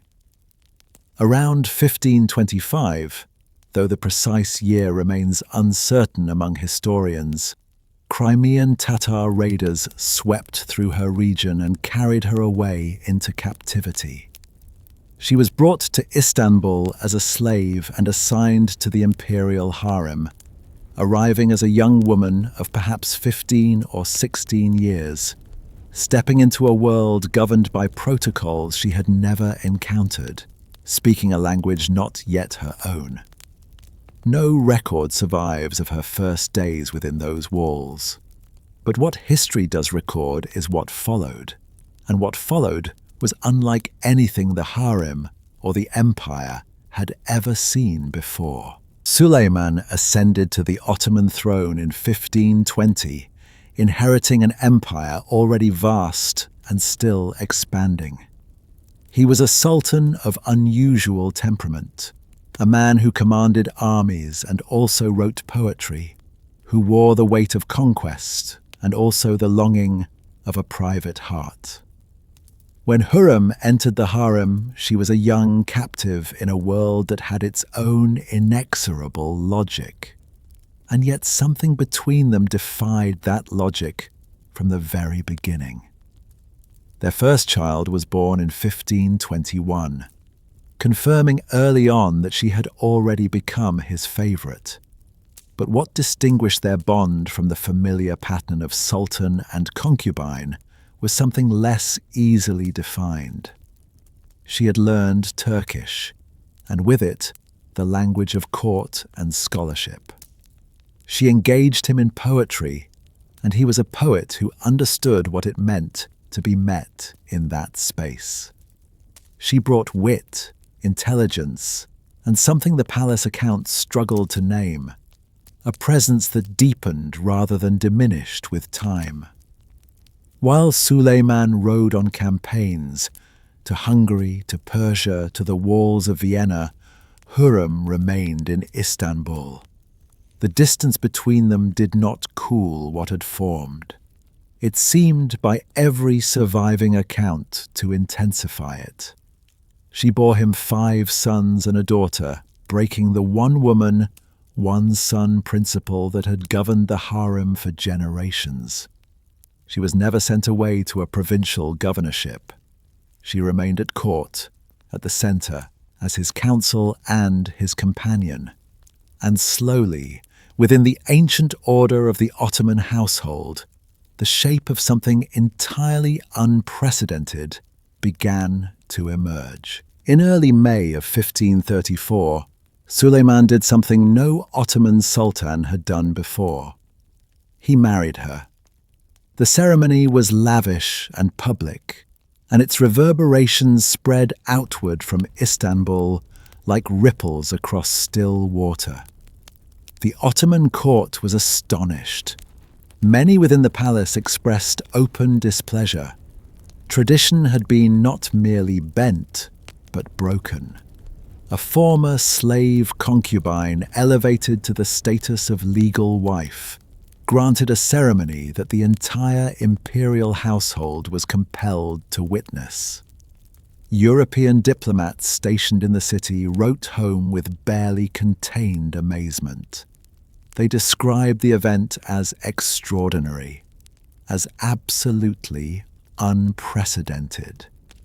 In pamphlets and diplomatic reports that circulated across the continent, Hurrem's image was already being shaped by European imagination into something darker, a scheming temptress, a foreign sorceress who had bewitched a great sultan into abandoning the customs of his ancestors. She was cast as devilish, as dangerous, as the ruin of Ottoman virtue. Within the palace, she had also been granted the title Haseki Sultan, a title newly created, with no precedent in the dynasty's history. It acknowledged her as something the institution had never before contained: the Sultan's singular, devoted, legally bound companion. For the harem's elaborate hierarchy, this was a rearrangement of something fundamental. And for the outside world, both those who observed from within the empire and those who watched from afar, the marriage of Suleiman and Hurrem stood as proof that the most ancient conventions were not, after all, beyond the reach of love. What survives in the historical record of their bond is not only the marriage, nor the births, nor the political appointments, but words.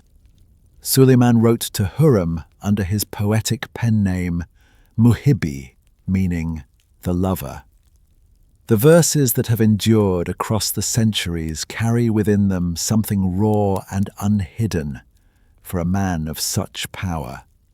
In one poem preserved in a manuscript from 1554, he addressed her with cascading tenderness.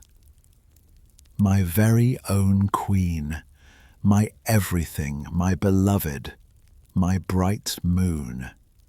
He named her in the same breath as his territories: Istanbul, Karaman, Baghdad, Khorasan, as though she were not merely beside the empire, but woven into its very substance.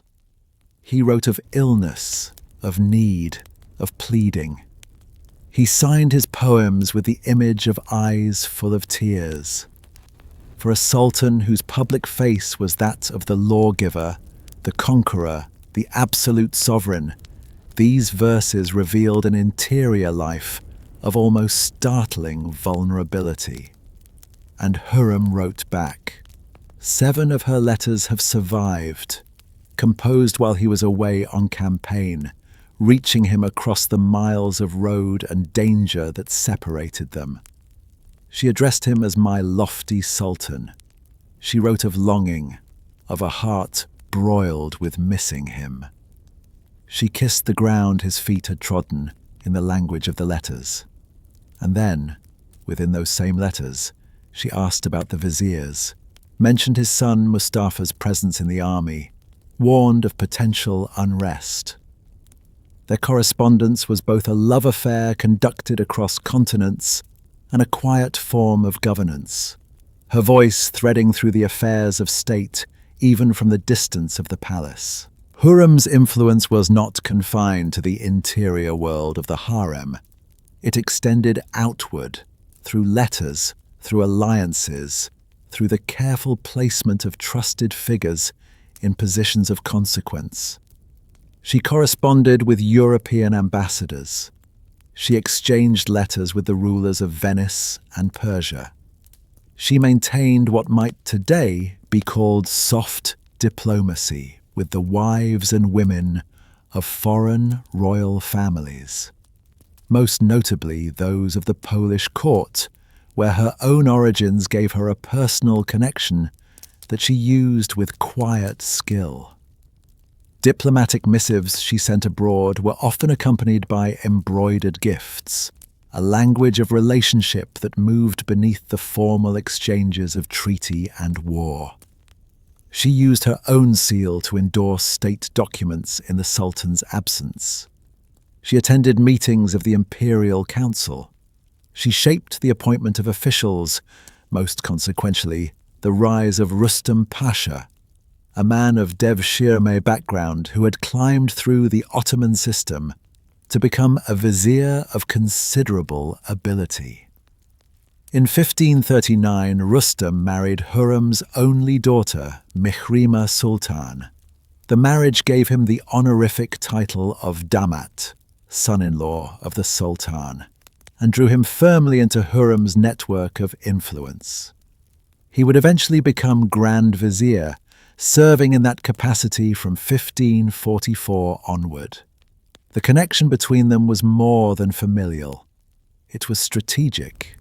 Together, the mother of the Sultan's children and the husband of the Sultan's daughter formed an alliance at the very center of Ottoman power.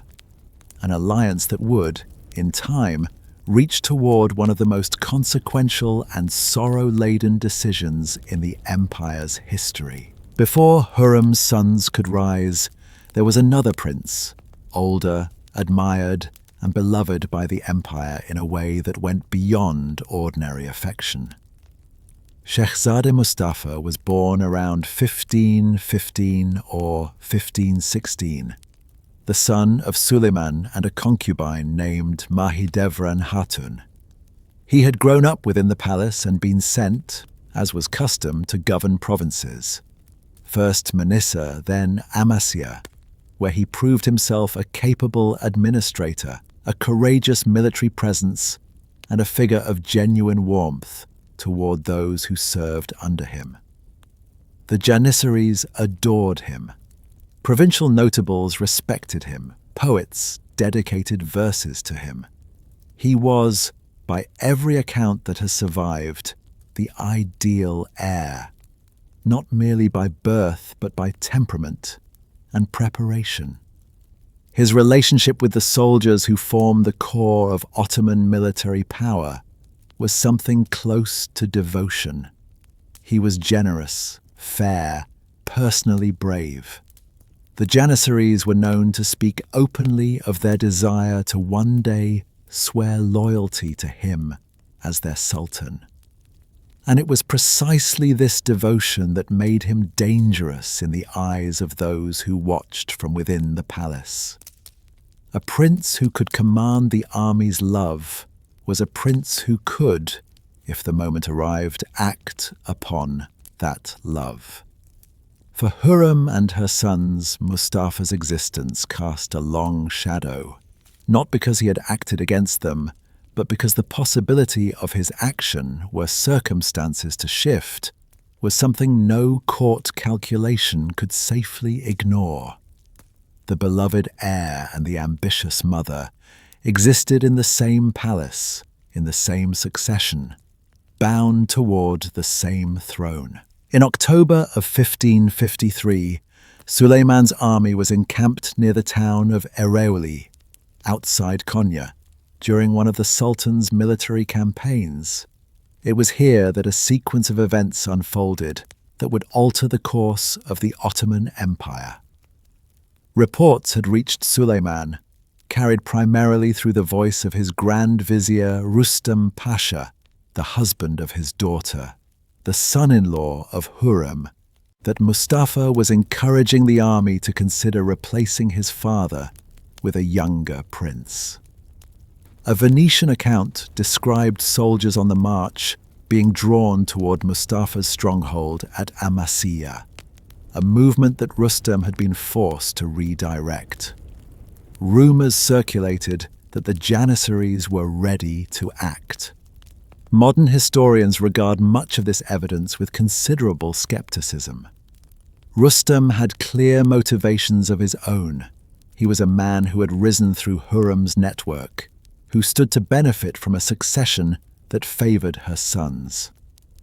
The evidence, most scholars now believe, was fabricated or greatly exaggerated to manufacture the appearance of treason where none may have existed. But in the autumn of 1553, Suleiman accepted what he was told. Mustafa rode to the camp as protocol required. He dismounted before the Sultan's tent, left his horse and sword with his attendants, and entered the inner chamber. 3 mute executioners were waiting for him. Despite a brief struggle, they overpowered him and strangled him. His body was placed outside the tent for his supporters to see. The grief that followed was not measured.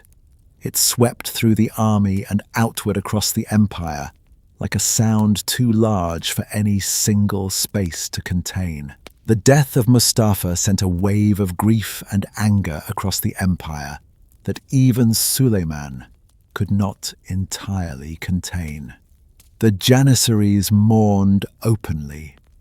Poets composed lamentations, among them elegies in the tradition of the Shahnameh, casting Mustafa as a martyr cut down not in battle, but by court intrigue. Public outrage turned not only toward Rustam Pasha and Hurrem Sultan, but toward the imperial judgment itself, and Suleiman, feeling the weight of his people's anguish, dismissed Rustam from the Grand Vizierate shortly after the execution. A brief military uprising among Mustafa's supporters was violently suppressed. Dozens were executed or imprisoned. The network of officials and provincial figures who had supported the prince were removed, demoted, or eliminated. Within the palace, the space that had been Mustafa's was absorbed by a silence that never quite lifted. Hurrem Sultan died in April of 1558, less than 5 years after the execution. The French ambassador Jean de la Vigne recorded that Suleiman's grief at her passing was immense, that he wept openly, that he seemed to age dramatically in the days that followed, that he had reportedly sworn by the soul of his father never to take another woman. She had been, by every measure, the center of something irreplaceable in his life. What followed her death was a succession struggle between her surviving sons, the hot-tempered Bayezid and the pleasure-seeking Selim, that ended with Bayezid fleeing to Safavid Persia, surrendering to Shah Tahmasp, and being handed back to Ottoman executioners in 1561. Selim would eventually become sultan, and the empire would feel, in the years that followed, the full weight of what had been lost when its most capable heir was strangled in a campaign tent. History has looked upon Hurrem Sultan through many different eyes, and each pair has seen something shaped by the assumptions it carried. Ottoman chroniclers recorded her unprecedented rise with a note of astonishment, but framed it largely within the logic of the dynasty's own authority. Her influence understood as an extension of the Sultan's household rather than a scandal against it. European observers were far less restrained. Pamphlets, plays, and diplomatic letters cast her as a sorceress, a temptress, the foreign woman who had bewitched a great sultan and sent his finest son to a silken rope. These accounts circulated widely and shaped a European image of Hurrem that persisted for centuries. Vivid, hostile, and only loosely tethered to evidence. Modern historians have moved carefully away from both extremes. What they have found in the letters, the diplomatic records, the charitable foundations she built, and the structures of the Sultanate of Women that she helped inaugurate, is a woman of formidable intelligence and genuine feeling. A woman who navigated one of the most complex political environments in the world, not merely through proximity to power, but through her own cultivated abilities. The consequences of her rise, the removal of Mustafa, the succession of weaker heirs, the beginning of a long decline in the quality of Ottoman leadership, are real and historically documented. So too is the love that Suleiman expressed in verse and letter and grief. The story of Hurrem and Suleiman resists simple judgment. It is a story of devotion and ambition, of poetry and death, of a world remade by the presence of one extraordinary woman within its most ancient walls. While the human drama of love and power played out within the palace walls, Suleiman was simultaneously engaged in a transformation of the physical world around him, commissioning works of stone and light that would declare his vision of civilization long after every political calculation had been forgotten. Chapter 5: The Magnificent: Architecture, Art, and the Soul of an Empire. There is a particular quality of light in Istanbul just before the sun clears the horizon, when the domes and minarets rise from the city's silhouette like the shapes of a half-remembered dream. It is in that gentle hour, when the air still carries the coolness of night, and the golden horn shimmers in pewter and pale gold, that one feels most deeply the weight of what Suleiman the Magnificent chose to build. Not merely buildings, not merely stone and mortar and gilded tile. He chose to leave the world a philosophy made visible, a civilization rendered permanent through art, through architecture, through the careful arrangement of beauty in service of the divine. Suleiman ruled an empire that stretched from the gates of Vienna to the shores of the Persian Gulf, and he understood, perhaps more clearly than any sultan before him, that power is not only measured in armies and territories, it is measured in what endures, what the eye rests upon, what the spirit recognizes as sacred.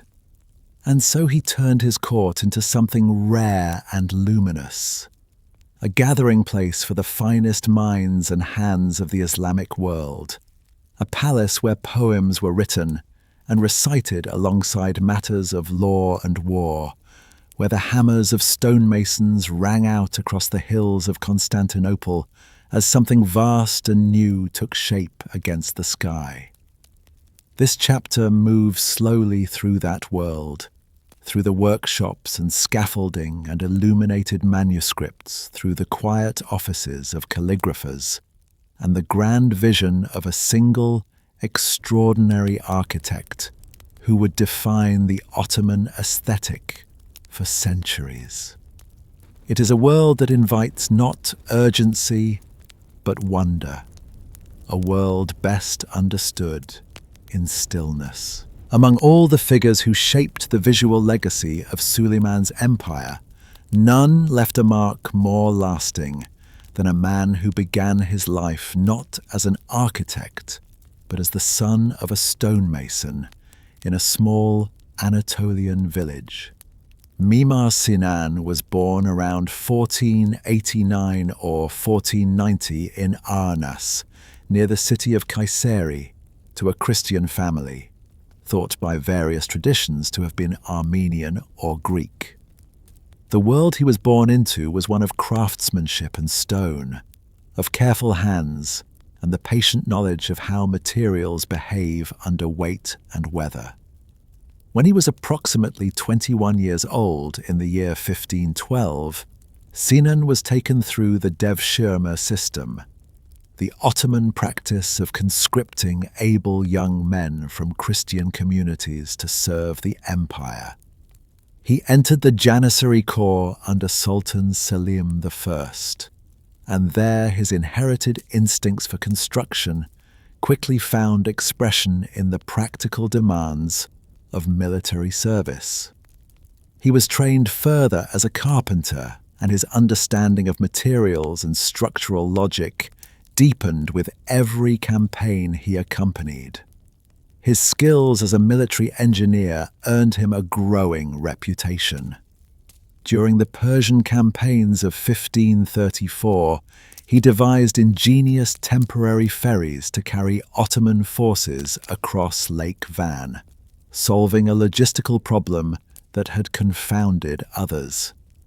During the Wallachian campaigns, he constructed a bridge across the Danube under the pressures of active warfare. These were not small achievements. They demonstrated a mind capable of solving large problems under difficult conditions.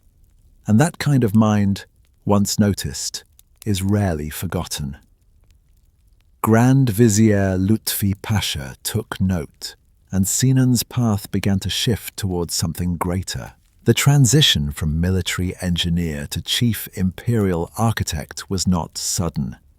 It was the patient accumulation of demonstrated excellence, of problems solved and structures raised, and a reputation that spread quietly through the highest corridors of Ottoman power.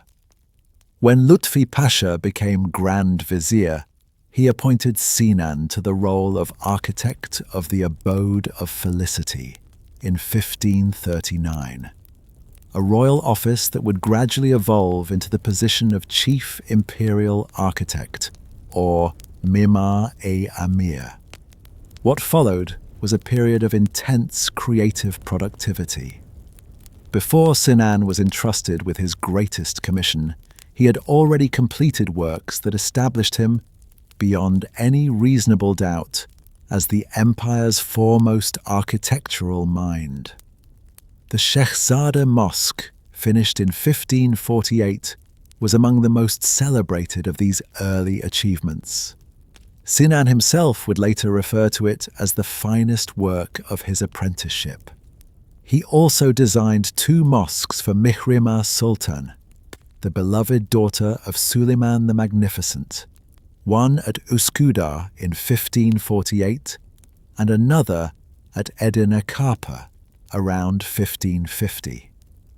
A mosque tomb complex at Silivri Kapı and a great Khan in Galata further demonstrated his range. Each project was, in its own way, a kind of learning. Sinan was not merely building structures, he was developing a language, an architectural vocabulary rooted in the Ottoman tradition, but reaching always towards something more expansive, more luminous, more perfectly balanced. And with every dome he raised and every courtyard he arranged, that language grew richer, more assured, more ready for the commission that Sultan Suleiman was already beginning to imagine on the heights above the Golden Horn. The commission came in the early 1550s. Sultan Suleiman wished to build a mosque complex that would crown the 3rd hill above the Golden Horn, that would be visible from the Bosphorus and from the harbour, that would stand as the empire's most eloquent statement in stone. The foundation was recorded in 1550, and by 1557 the great mosque was inaugurated, though work on the surrounding structures continued for a few years more, with final expenses settled by 1559. The Süleymaniye Mosque rises to a height of 53 meters. Its central dome measures 26 meters across the interior and is pierced by 32 openings that flood the prayer hall with a quality of light that seems to come from everywhere and nowhere at once. The mosque measures roughly 59 meters long and 58 meters wide, and it is flanked by 4 minarets each, reaching 76 meters into the sky. These numbers, precise and impressive as they are, do not fully communicate the experience of standing beneath that dome and feeling the structure breathe around you. Sinan's engineering innovations were as significant as his aesthetic choices. He employed a double-boundary structural system of arches and massive buttresses, some projecting inward and some outward, integrating side buttresses into the interior as balconies for worshippers.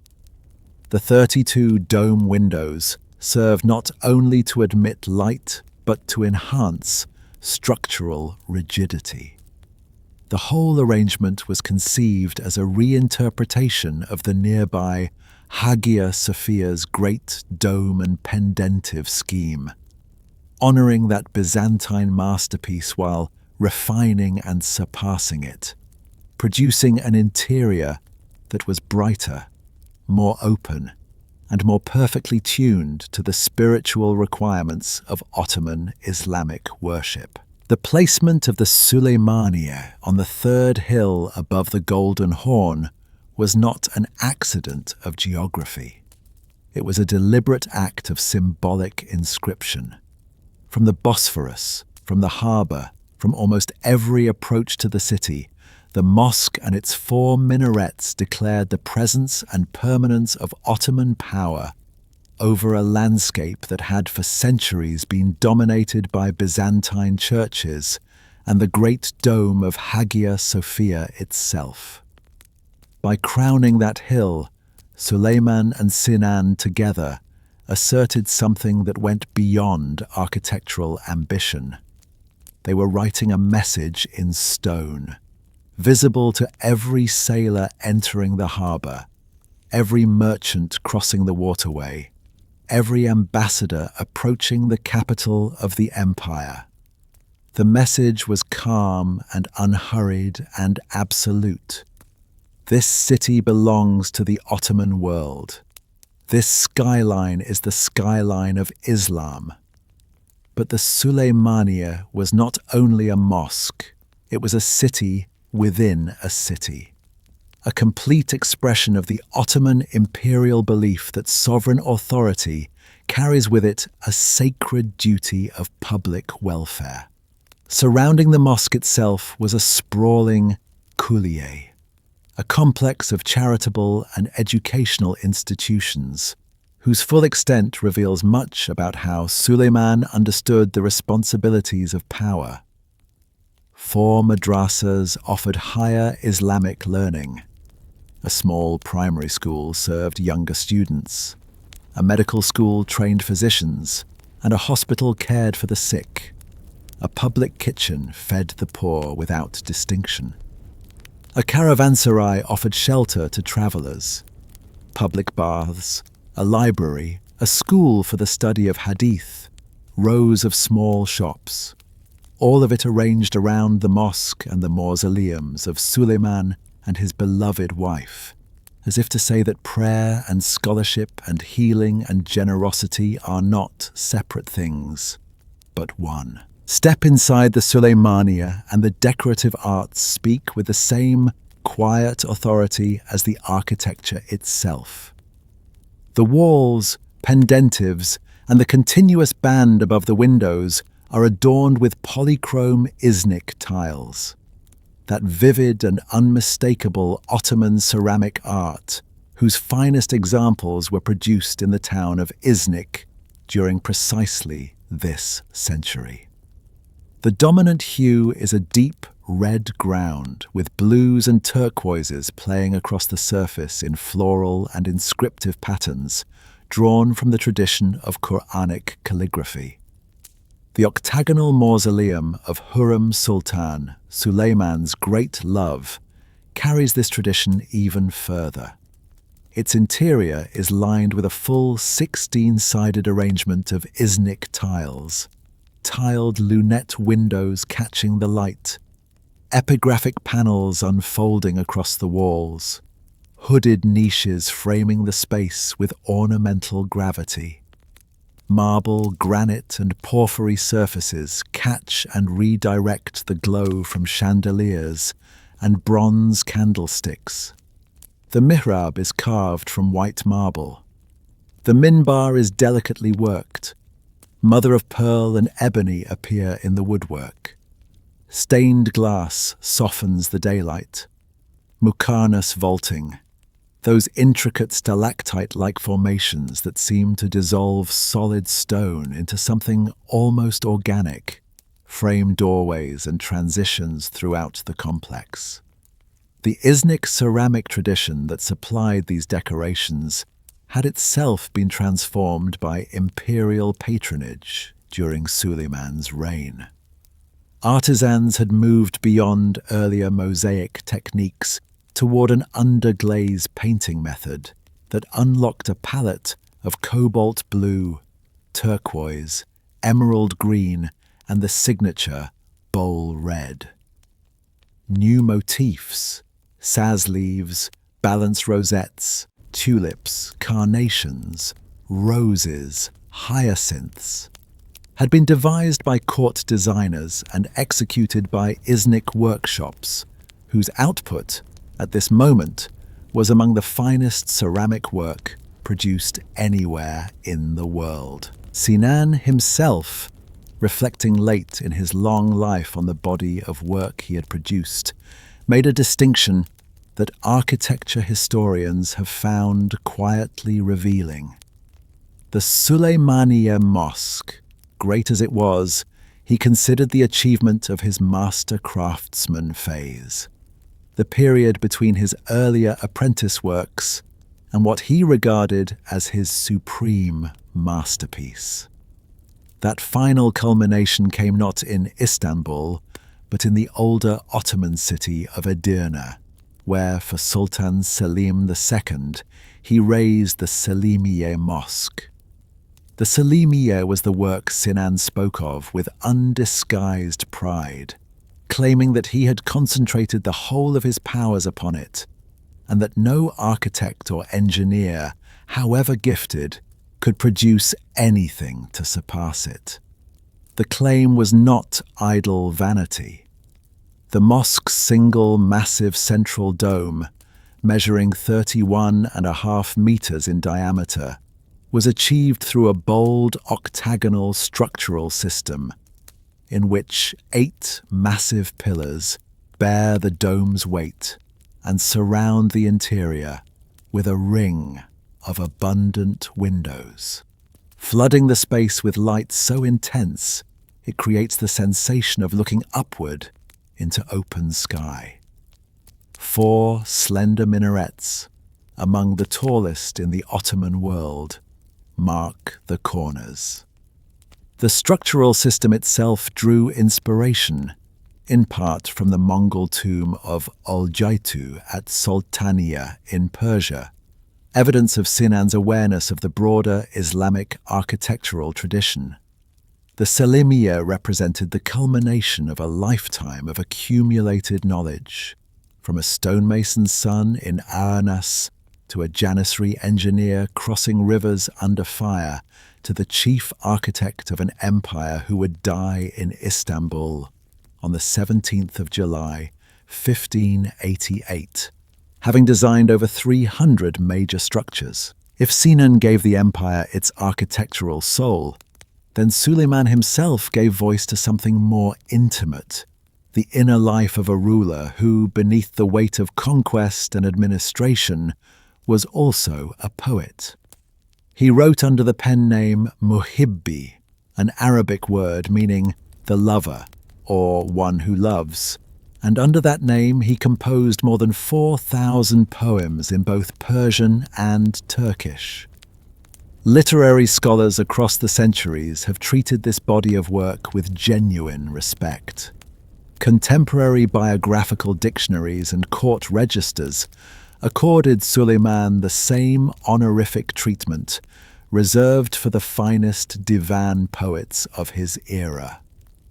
Modern researchers have described him as a first-rate poet whose verses stand out within the Arabic and Persian-influenced tradition of Ottoman elite poetry for their depth of feeling and their unusual intimacy. Muhibbi's poems follow the classical diwan tradition in form, the poet as devoted servant to his beloved, consumed by longing and the ache of separation. But within that inherited form, Suleiman wrote with a personal fervor that sets his verses apart from the more formal or didactic poetry of other sultan poets. He described Hürrem Sultan's hair, her slender brow, her mischievous eyes, her radiant laughter. He invoked Istanbul and Karaman and Badakhshan in landscapes that stretched as wide as the empire itself. He declared his willingness to endure any sacrifice for her favor. These were not diplomatic verses or ceremonial compositions. They were the words of a man genuinely in love, written in the language of classical beauty, but animated by something more personal and more fragile than imperial ambition. Suleiman was not alone among Ottoman sultans in practicing poetry. 2/3 of all Ottoman sultans were recognized as poets, adopting personal pen names and composing within the Persian-influenced divan tradition that prized love, mysticism, and meditations on the limits of worldly power. Mehmed II had written as Avni. Selim I, Suleiman's father, was also a poet of note. Ahmed I and Selim III would later follow. But among all these royal poets, Suleiman's verses stand at a particular height, distinguished by the unusual intimacy of their address to Hürrem, the blending of private devotion with grand imperial metaphor, and the sustained quality of feeling across more than 4,000 compositions. Beyond his own poetry, Suleiman made his court a gathering place for the era's finest literary and intellectual talent. The great poet Fuzuli, steeped in the Persian and Arabic literary traditions, composed some of his most enduring work during Suleiman's era. Baki, the celebrated Ottoman versifier, flourished under court patronage. Pir Sultan Abdal, the Anatolian folk bard, added a different and more earthly voice. Historians, chroniclers, and miniaturists were also welcomed. Figures such as Matrakçı Nasu, who was as skilled at depicting military campaigns in manuscript paintings as he was at mathematics and history, and the miniaturist Nakash Nigari, whose portraits of Suleiman offer some of the most compelling visual records of the Sultan's later years. These figures came from across the Islamic world: Iraq, Persia, Anatolia, the Balkans, the Levant, Egypt. The court drew from everywhere, creating an environment that blended Turkish, Persian, Arabic, and even European influences into something distinctively Ottoman. The court's intellectual and artistic life was sustained by a patronage system of extraordinary reach and organization. Sultans did not merely admire art from a distance. They employed it directly, integrating the finest painters, calligraphers, architects, jewelers, metalworkers, and musicians into the palace structure through the El-i-Hiref workshops. The imperial guilds that provided stable employment, resources, and ceremonial recognition to the empire's creative talent. Calligraphy occupied a place of special reverence within this system. Ottoman calligraphy refined the 6 fundamental Arabic scripts into an elegantly proportioned visual language used for Quranic manuscripts, imperial edicts, architectural inscriptions, and the iconic tughra, that elaborately stylized monogram that served as the Sultan's signature on deeds and coinage. The leading calligraphers of Suleiman's court, practitioners of the Sheh Hamdullah school, produced work of extraordinary delicacy and precision, their craft honored as a form of sacred service. Manuscript illumination, known in Turkish as tejhip, added another layer of visual splendor to the court's output. Illuminators adorned Quranic pages, royal edicts, book covers, and chapter headings with intricate arabesques and vegetal motifs executed in gold leaf and deep navy blue ink. During Suleiman's reign, the art reached its golden age with a distinctive Saz Yolu pattern pioneered by the master Shah Kulu and refined by his pupil Karamemi, filling the pages of lavishly illuminated manuscripts that were themselves symbols of Ottoman cultural ambition. Carpets, too, carried this sensibility across surfaces of silk and fine wool. The imperial workshops at Topkapi produced court-style carpets, distinguished by monumental central medallions, paradise fields filled with stylized foliage and flowers, and densities of knotting that placed them in a category entirely apart from commercial production. All of this, the domes, the tiles, the poems, the illuminated pages, the calligraphic inscriptions, the carpets and the workshops and the scholars gathered from across the Islamic world, was not simply the expression of individual taste or royal generosity. It was a coherent philosophy made tangible. Suleiman's massive patronage of architecture and the arts was deliberately fashioned to embody a world view in which the Ottoman state was the earthly expression of a divinely sanctioned, universal Islam. By commissioning the Suleimani and restoring the Dome of the Rock in Jerusalem and supporting the imperial guilds of craftsmen, Suleiman presented Constantinople as the new spiritual capital of the Muslim world. His personal poetry and his court ideology together cast him as a kind of messianic universal ruler, one whose authority derived not merely from military conquest, but from a sacred contract between the caliph-emperor and the faithful. Power and piety, grandeur and generosity, beauty and law, these were not separate departments of governance. They were one thing, expressed in stone and ink and fired clay and woven silk. European artists and diplomats who visited the court recorded their astonishment.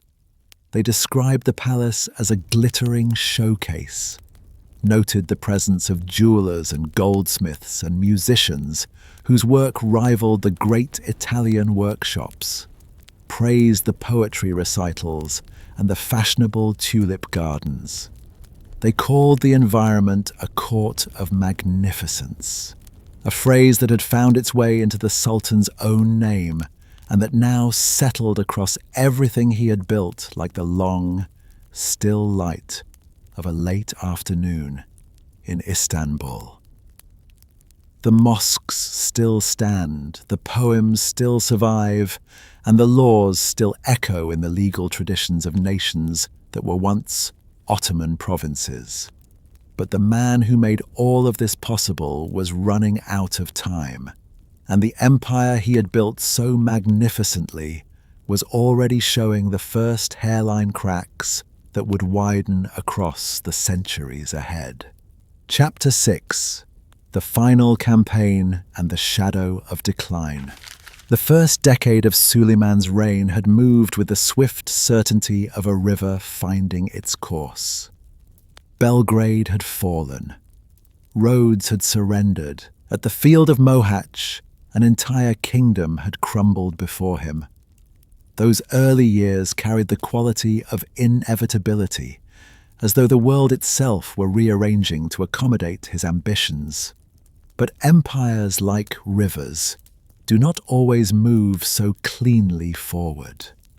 They bend, they pool, they encounter stone. by the 1530s and into the 1540s, the campaigns that Suleiman led were still vast, still consequential. But the sweeping certainty of those first triumphs had begun to give way to something more complicated. Gains were won, yes, but they came alongside stalemates and reversals that the earlier Suleiman had rarely known. The great machine of Ottoman conquest still moved, but it moved now against harder terrain, against more entrenched opponents, against the quiet friction of distance and logistics and the slow accumulation of years. Historians who would later study this period noted the contrast carefully. The victories of 1521 to 1529 had possessed a particular quality, a kind of clean momentum that later campaigns could not quite replicate. What followed was not failure, but it was something more ambiguous. It was the natural meeting of an expanding empire with the limits of the world it sought to encompass. And in that meeting, the first faint shadows of what would eventually become decline began to fall, quietly, almost imperceptibly, across the long reign of the most celebrated sultan the Ottoman world had ever known. In 1532, Suleiman turned again toward Vienna. His first attempt in 1529 had withdrawn without breaching the city's walls, and the unfinished business of the Habsburg capital seems to have remained with him. He assembled a force of roughly 60,000 men and directed them northward and westward through familiar campaign country. But this second attempt would not reach Vienna either, and the reason it failed was not a grand battle or a decisive Habsburg counterattack. It was a small fortress in the border country called Köseg, known in German as Gunz, defended by a garrison of perhaps 800 soldiers. Against an Ottoman army of tens of thousands, those 800 men held their walls for a month. A month of fierce resistance that exhausted Ottoman momentum, consumed precious weeks of campaigning season, and pushed the advance deep into the onset of autumn. The muddy roads of the region worked against the heavy siege artillery, and the guns that had shattered so many other fortifications had to be left behind or abandoned. Suleiman's army, unable to maintain its pace and unwilling to face the large Habsburg relief force gathering near Vienna, turned back. The Austrian capital was never besieged. The episode at Köseg became something quietly remarkable in the history of these years. A tiny garrison had not defeated the Ottoman Empire, but they had held long enough that the empire could not proceed. It was a reminder, gently delivered, that the arithmetic of conquest was not always written in the favor of the larger force. The conflict with the Habsburgs did not exist only on the battlefield. Through the 1530s and 1540s, it evolved into something more layered, a contest conducted simultaneously in the field and across negotiating tables. After the death of John Zapolya in 1541, Suleiman moved swiftly to secure Buda, the great Hungarian city that had become a prize both empires reached toward. Ottoman forces took it that same year, and in the campaigns of 1541, 1543 and 1544, further fortresses fell. Esztergom, Siklos, Székesfehérvár, Szeged. Each fortress added weight to the Ottoman position in Hungary, pushing Habsburg ambitions back by increments. Yet the Habsburgs did not collapse. Under Charles V and Ferdinand, they maintained their presence, raided Croatian and Balkan borderlands, and forced Suleiman to commit resources to a front that would not resolve cleanly. The result was the 1547 Treaty of Edirne, which formally partitioned Hungary between the two empires and established a diplomatic framework around what had been purely a military contest. The Habsburgs, in that treaty, agreed to pay an annual tribute for their portion of Hungarian territory. It was a humiliation of sorts, though framed in the careful language of diplomacy.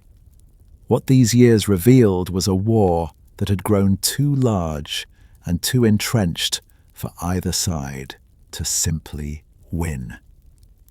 The Ottoman Empire and the Habsburg world had found each other's limits. The contest would continue for generations, sustained by negotiation as much as by arms, a long, slow struggle settled into the geography of Central Europe. To the east, a different and equally demanding contest had been unfolding for decades. The Safavid Empire of Persia was not a peripheral rival.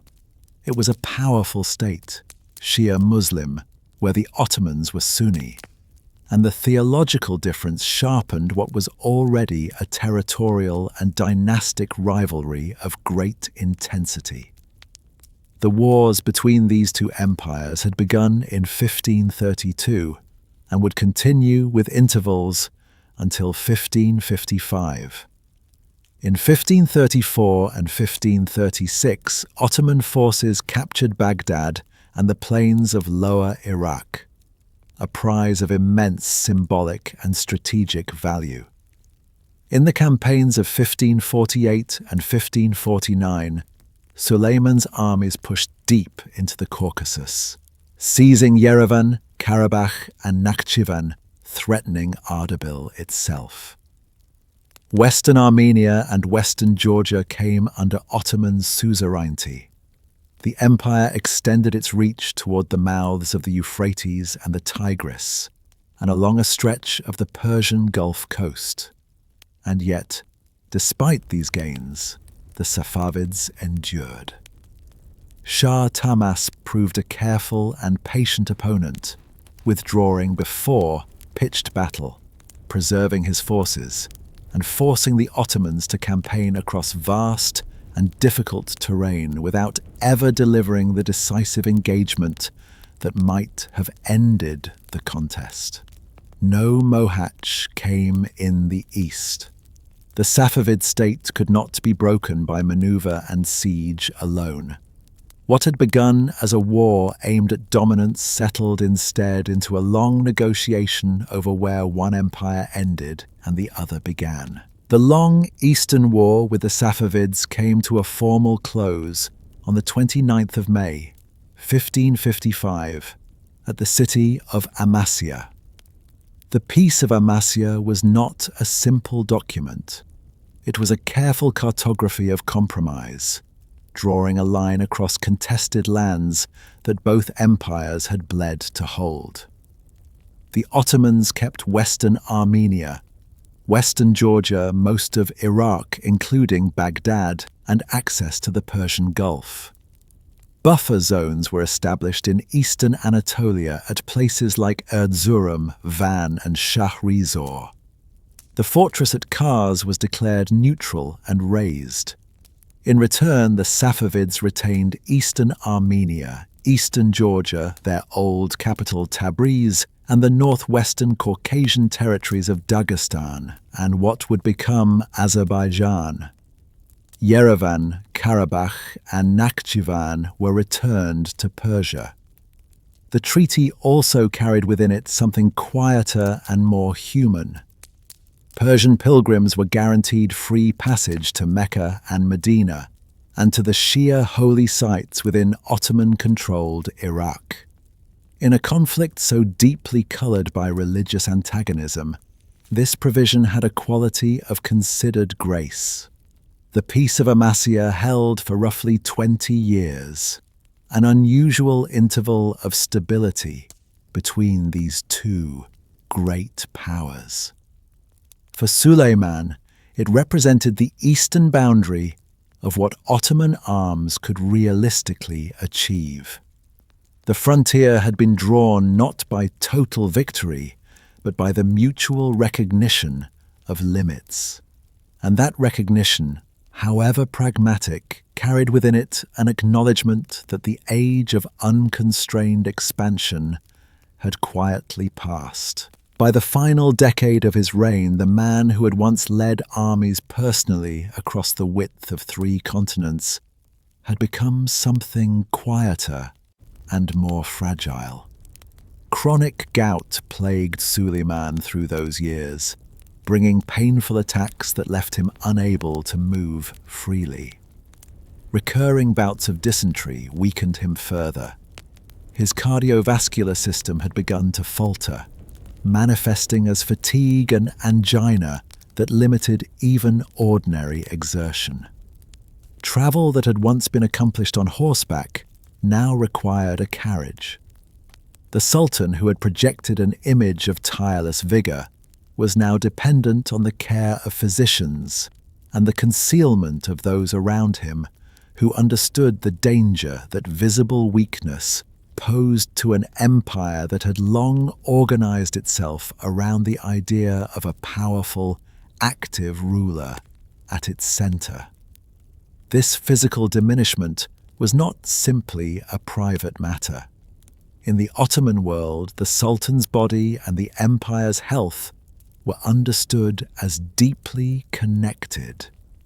A vigorous sultan inspired loyalty and discipline throughout the vast apparatus of state.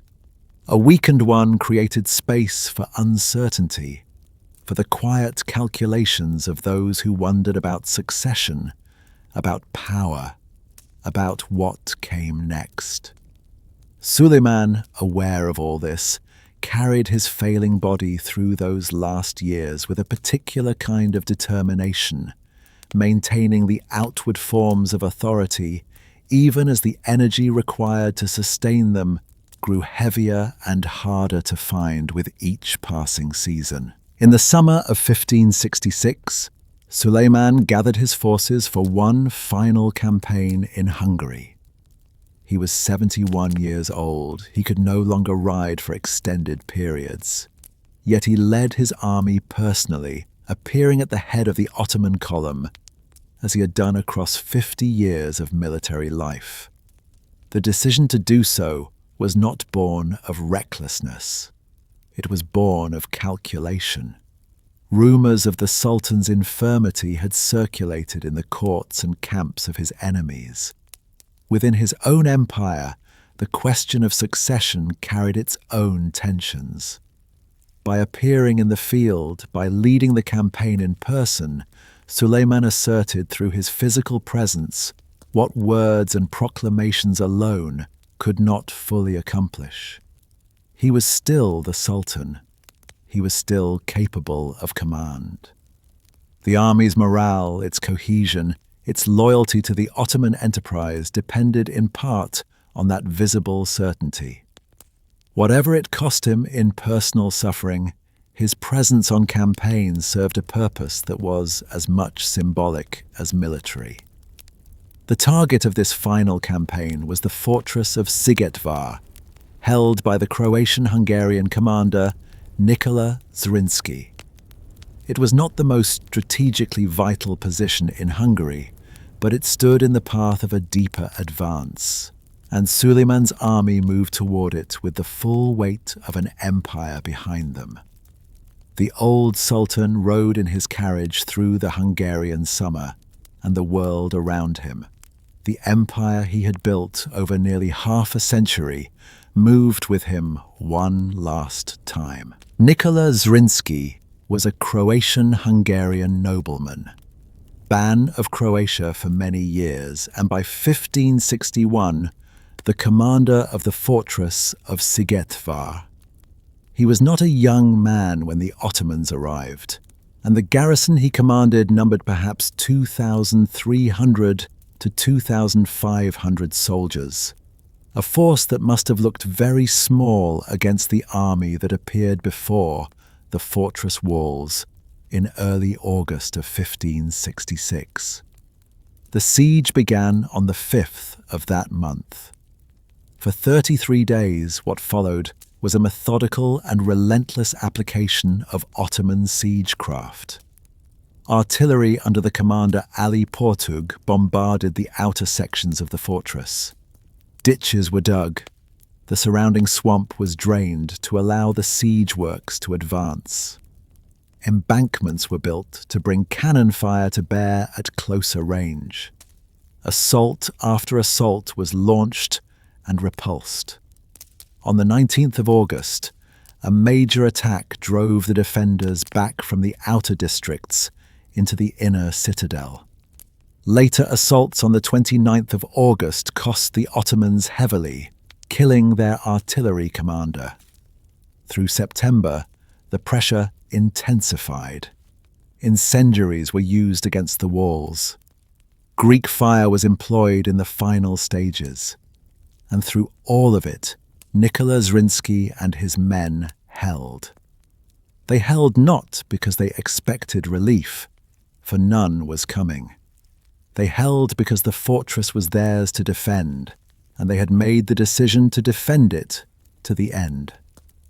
The garrison of Sigetvar would become one of those rare examples of military resistance so complete and so costly to the attacker that the word victory, applied to either side, required a moment of careful thought. On the 7th of September 1566, after more than a month of siege, the final moment came for Nicola Zrinski and his remaining men. The Ottoman army had breached the last defences. Fire had taken the inner castle. There was nowhere left to withdraw. Zrinski made the decision that would be remembered across centuries. He ordered the powder magazine to be lit. The resulting explosion tore through the advancing Ottoman force, killing an estimated 3,000 men in a single moment. And then, with perhaps 600 defenders remaining, Zrinski led them out through the castle gate in a final charge. They fought their way into the overwhelming mass of the Ottoman army and were cut down one by one until none remained. Zrinski himself fell to Janissary musket fire. The fortress of Sigetvar was taken, but it had been taken at a price that the Ottomans who survived the siege would not easily forget. The heroism of the defense was not simply a romantic detail preserved in the memories of later generations.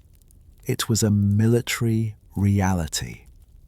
A garrison of fewer than 2,500 men had held the full weight of the Ottoman Empire for 33 days, had inflicted casualties far out of proportion to their own numbers, and had denied the army its momentum for the remainder of the campaign season. What might have proceeded as another Hungarian advance instead ended at Sigetvar.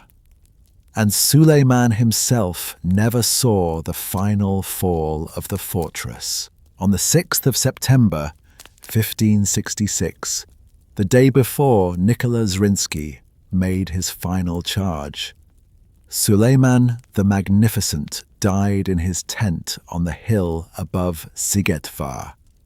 He was 71 years old. The exact nature of his final illness in those last hours is described in the historical accounts as a fever, a sudden worsening of the ailments that had attended him throughout the campaign. He died as he had lived for 50 years, in the field, at the head of his army, before the walls of an enemy fortress. The circumstances of what followed his death were remarkable in their own way. Grand Vizier Sokolu Mehmed Pasha moved immediately to conceal what had happened. Knowledge of the Sultan's death was restricted to a small circle of trusted officials. Imperial orders continued to be issued in Suleiman's name. His body, kept under a shroud in the campaign tent, was embalmed so that it could eventually be transported without revealing the truth. The physicians and embalmers who performed this work were, by some accounts, later silenced to ensure secrecy was maintained. This concealment held for roughly 48 days, long enough for the fortress to fall, for the campaign to reach its formal conclusion, and for the succession to be secured without the uncertainty that news of the Sultan's death might have introduced into an army already far from home. The heart and organs of the Sultan were buried at a place called Turbek, near Sigetvar.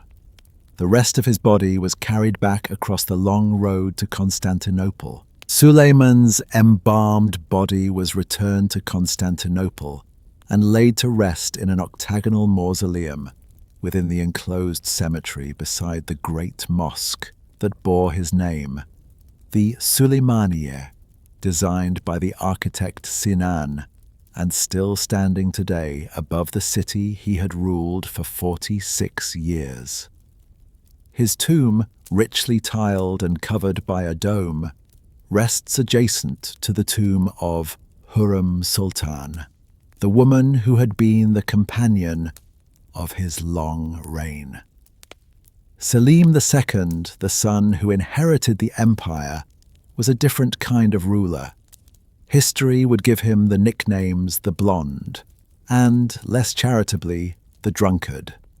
He delegated state affairs to capable grand viziers, struggled with the Janissaries, and presided over a reign that included the conquest of Cyprus and the defeat at Lepanto. Ottoman historians of the 16th and 17th centuries would look back at Suleiman's era as the zenith, using his reign as the measure against which all that followed was judged. Modern scholars, more carefully, note that what followed was not a simple collapse, but a long transformation, a shift in how the empire governed itself, how its institutions evolved, how the world it operated within had changed. The canons, the legal codes Suleiman had assembled over decades, endured in the Ottoman legal system for centuries. The mosques and bridges and waterworks he built shaped the skyline of Istanbul and the landscape of the empire's cities for generations, and continue to do so today. And so, the greatest sultan of the Ottoman world passed into history, leaving behind an empire that would endure for 3 more centuries. A legal code that would shape nations, mosques that would still draw breath from those who stood beneath their domes, and the unanswerable question that haunts every magnificent reign: whether what one extraordinary person builds can ever truly be held together once that person is gone.